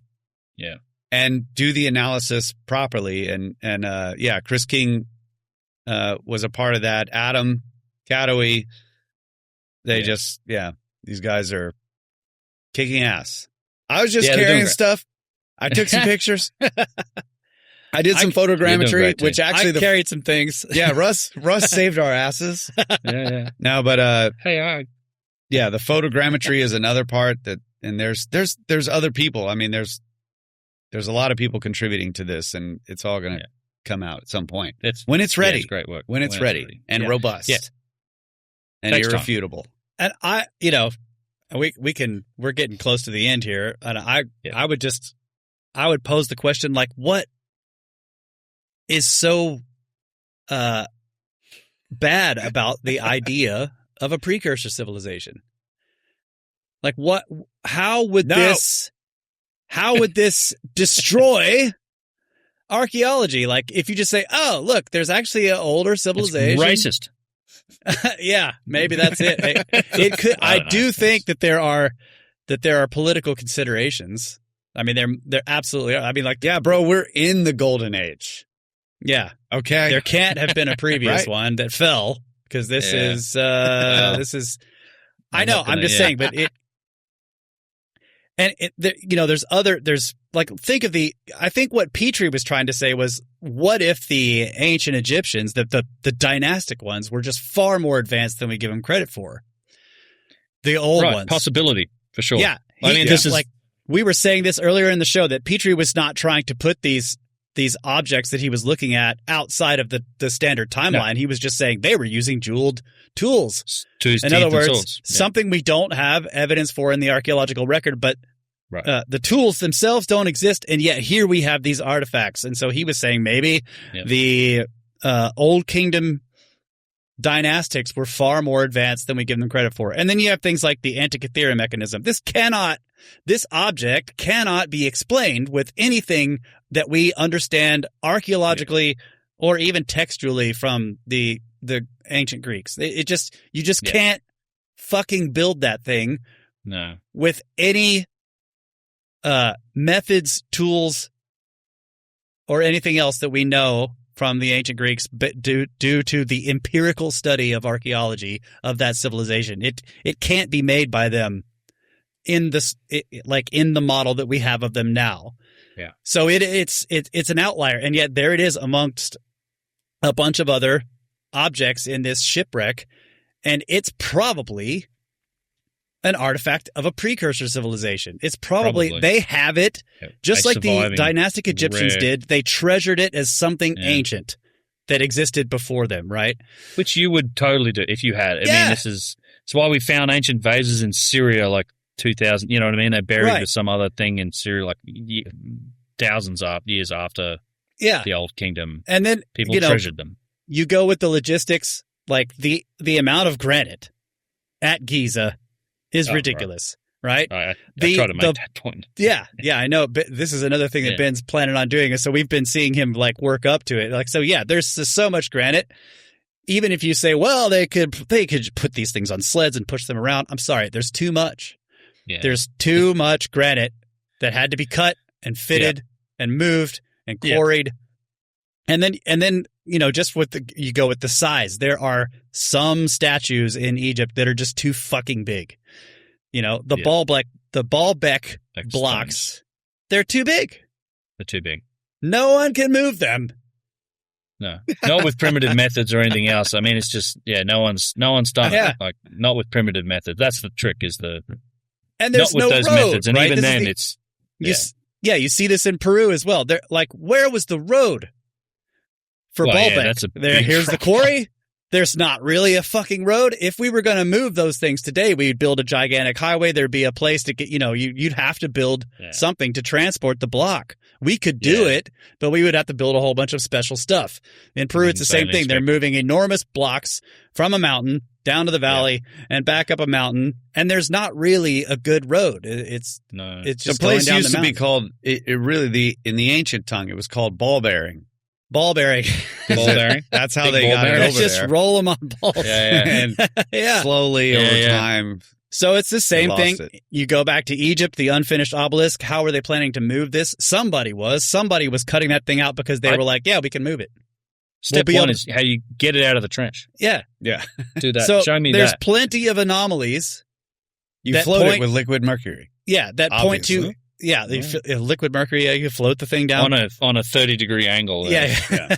Interesting. So there's plenty of anomalies in precision, in logistics, in just, moving enormous tonnage, transporting things over places where, like, we know it must have been moved from here to there, and yet there's no road.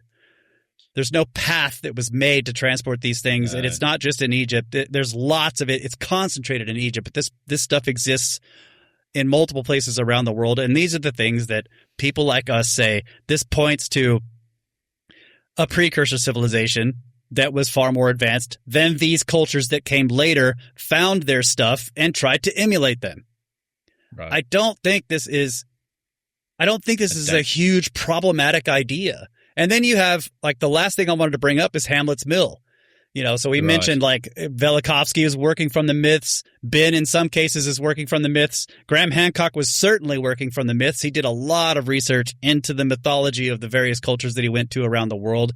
And he was finding that in their stories, they're like, there were these really old people, either the gods or the giants or what. They came from the sky. They came from somewhere else. They came across the oceans.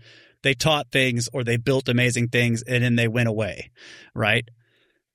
In Hamlet's Mill, they're saying the actual knowledge of the precession of the equinoxes informs mythologies of cultures around the world, and that information, which is difficult to find without real science, comes from so far in prehistory that it must have been a precursor civilization.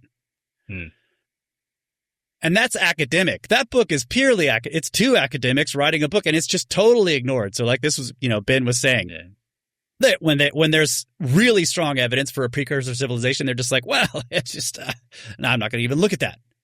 Yeah. Right? They're not even going to look at the evidence. So I think that this is just one of those things where, my question of, like, when is the story going to change? What is it going to take? Yeah. I think that I think it's going to take the next generation. It may take the next generation. So that's what I'm like. Look, if you're a young guy out there, you're leaving high school, you're going to college, you're inspired by these ideas, and you want to become an archaeologist or an anthropologist to get into this stuff. Go work for a quarry. Go work for a builder. Yeah. Look at how builders treat architects. Don't go to architecture school and be like, oh, okay, everything can be just made perfect. Like, we can put all these curves in. No, because the builder is like pissed. What do you mean you want me to put that curve in? Go work for a builder. Yeah. Work for a quarry. Go to machining classes. Yeah. Learn how objects are made. Learn how things are made in hard materials. You know, don't just go to anthropology. Don't just go and become an archaeologist, because you'll just go down the same path and you'll have the same inability to see these clues. Like people like Petrie. Petrie was a surveyor. Like he was a young boy learning surveying from his father. Right? So he was, I mean, he starts out, you know, learning how to map the land. And then from there, you learn all these trades. Yeah. And you get a job in the modern academics. I'm sorry, I didn't mean to interrupt, but it's like get a job if you want to. You getting a job in like academic archaeology when you're trying to step outside of those lines is quite. I mean, that's been pretty well documented. I mean, you know what I mean? Like Hancock's documented it. The bullying. Who's the guy at the Bluefish Caves, and the same thing with the Surrey Mastodon examples. There's so many examples of like when if you're in that field and you're trying to change hearts and minds, and so I mean, I think it is hide your power level. Don't try to change hearts and minds. Go to anthropology, go to archaeology, but also work at a quarry, also work at a machine shop, also study engineering, also work for a builder. It was also Planck. It was Planck. It's Planck's theory, or Planck's constant, is that, you know, science advances one funeral at a time, and that certainly seems true. It is. Yeah. It is, and that's a long. Yeah, it's another way of saying generational change. That's what I mean. Like if I was an archaeologist. Now, like if I just had a degree, but I also had my history of just like working with the land and moving stones and building stuff and working with machines and all of these things, it would be a little bit easier, I think, to recognize things as a young man going up in this field. So that's all I'm saying. I'm good advice. Yeah. I'm just trying to tell the young people out there, you need to go out there and get a job. You need to get a job. I don't want to hear in fact, you go get a job. Get 2 jobs. Get 3 jobs. Get 2 jobs. What are you complaining about? Listen, you're an academic. You're going to get fired from the quarry. Get another job. But just get the job at the quarry. Get fired. Yeah. It's fine. You're an Cut academic. some big marble slabs and or granite. Yeah, use the saws. See what it break takes. the saws. Break the machines and stuff, get fired, but then you're like, dude, I actually cut halfway through a granite slab and broke the saw. Yeah. And, you know, you'll learn something. Mm-hmm. Yeah. Then you'll look at that box in the Egyptian Museum and be like, oh. And be as amazed as we are about it. Yeah. I recognize this. And you'll have the benefit of all of the knowledge of the standard model. Yeah. These two opposing things. And, you know, you'll be an academic at that point. But don't try to change the hearts and minds. Don't do that. You will get kicked out. Yeah. Don't do that. I mean, I do think, I've said this before too, I am quite hopeful that the next I do get contacted. I have been and I'm sure you guys have probably had similar experience, but students that are in university, the academics of the future in the next generation or two, they are, I think, asking those questions. I think in a lot of cases they're being forced to deal with, you know, Hamlet's Mill and Hancock's work and some of the stuff that's on YouTube and hopefully Chris Dunn and the engineering and the vase work. I mean, I do think I think it's hard to ignore if you're of that generation and you're seeing it pop up on your feed or it's in your books. Your lecturers may not like it, but I think if those are the guys that get into the position, I think, it's inevitable that this will shift because goddamn standard model's been the standard model for 100 years. Like the whole civilization started 6,000 years ago. So hide your power level. Young guys, don't try to change the hearts and minds. Get tenure like Robert Schoch did. Then that's when you drop the hammer. Yeah. After you get tenure. Don't try to convince your professor when you're a freaking sophomore. No, you're not getting the PhD program, dude. Yep. Yeah. So, Yep. You got to play the game. play the game. Notice the evidence. Go get the job at the machine shop to pay for, the bills and stuff, sort of. Get fired.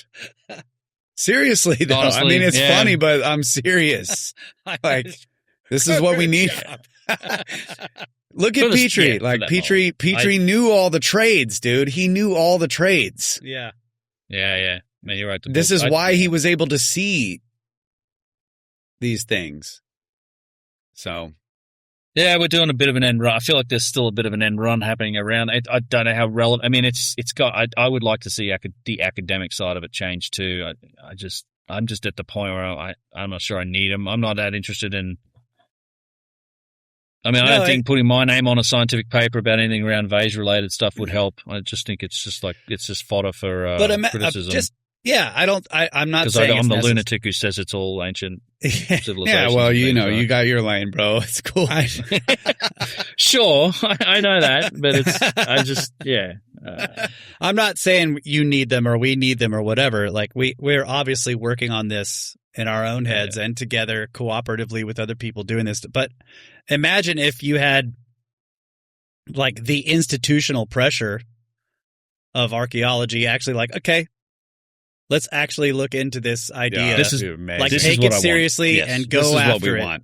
That's what you want because like what we want is the truth, the story. We want the real story. Yeah. So and that's what we're asking you. So we're fucking young people. We're like, get a job and do this for us. Get 2 jobs and then do it for us. 3 jobs. Yeah. That's what I'm saying is like what I want is the story, and it will require like the cooperative efforts of many people, like institutionally is when you can really dig this stuff out. And let's go dig some stuff up like at this Giza kind of and history find is out. important. Like now, obviously, it's going to be foggy no matter what because a lot of the forensic information is just gone. And it's gone for all of the reasons you stated before, the cataclysms that have happened in the human timeline. And I don't think that we're looking at one precursor civilization either. It seems obvious in Peru that there were 2. Mm-hmm. And the Egyptians also kind of give the idea that there were 2. You have the first time, the Zep Tepi, whatever you want to call it, when the gods I have never heard of this. I've never heard of it. When the gods themselves founded Egypt. Tep Zepi? Yeah, Tep Zepi. And then you have the next period of, the Shimsu Hor, the followers of the sons of Horus. Yeah. So they're already implying like we had this incredibly ancient period of the gods. This is like the idea of like these were the most advanced. Then you have people who they call the followers of the sons of Horus. So now we're many levels down below being gods, but they were still doing amazing things. Yeah. Highly powered, Yeah. And then we get to the timeline of the human kings, right? So Hanan Pacha. Yep. Uran Pacha, Minkun Pacha, and in Peru. Yeah. So there's at least 2 there. And Ikun Pacha being the dynastic, that's the Inca. Right. Yeah. So there's 2. Yeah, there's 2. I'm talking about there's 2 precursor civilizations in that list. Yeah. Yes. At least. So it would be fantastic to find, more evidence. And I think more evidence will come. I do think that there are still vaults. I mean, because there are vaults that have not been opened. I think that's the suggestion lately, isn't it? Giza and whatnot. Like, yeah. I mean, I hopefully we can start to dig some more. Maybe the labyrinth probably was one. Yeah, that stuff's happening out of a vault that was found. Yeah, I mean, it does seem clear that they were in there. Yeah, that's what it was for, right? I mean, that's what Herodotus is like. They stored everything here, and the lower level was restricted, off limits. Yes. Yeah. The restricted library. Yeah. Mm-hmm. That contained the tombs of the crocodile kings, the lizard people. Yeah. Come on. Yeah. Yeah. Well, I mean, there's stuff that there seems to be some activity at Sahara now. Like, Yeah. I think they're digging up the remains of Ptolemaic structures so far, but it's it looks great. I mean, I haven't spoken to anyone. I know I've seen what's going on out there. I haven't caught up with anyone about the specifics of it yet, but I'm glad to see that stuff is happening. Yeah. I would say that. I think there might be stuff in the Western Desert. Yep. You know, if Yeah. we're going to go back, there's going to be something major in the Western Desert where those inverted rivers are, because like, yeah. Yep. If we're gonna find something in Egypt, it's gonna have to be something that the Egyptians themselves, the dynastics, didn't find. yeah, exactly. That would be cool. Yeah, like an Holy Assyrian, another crap. Assyrian that wasn't Yeah. butchered. Yeah. Exactly. Ugh. Don't tell me about it yet. Yeah. and yes, and more news and reporting of things that we would really like to see happen. Yeah. Yeah. on our list of wishful thinking things. Yes. Yes. Meanwhile, we can keep going out and poking around the desert. Yep. Mhm.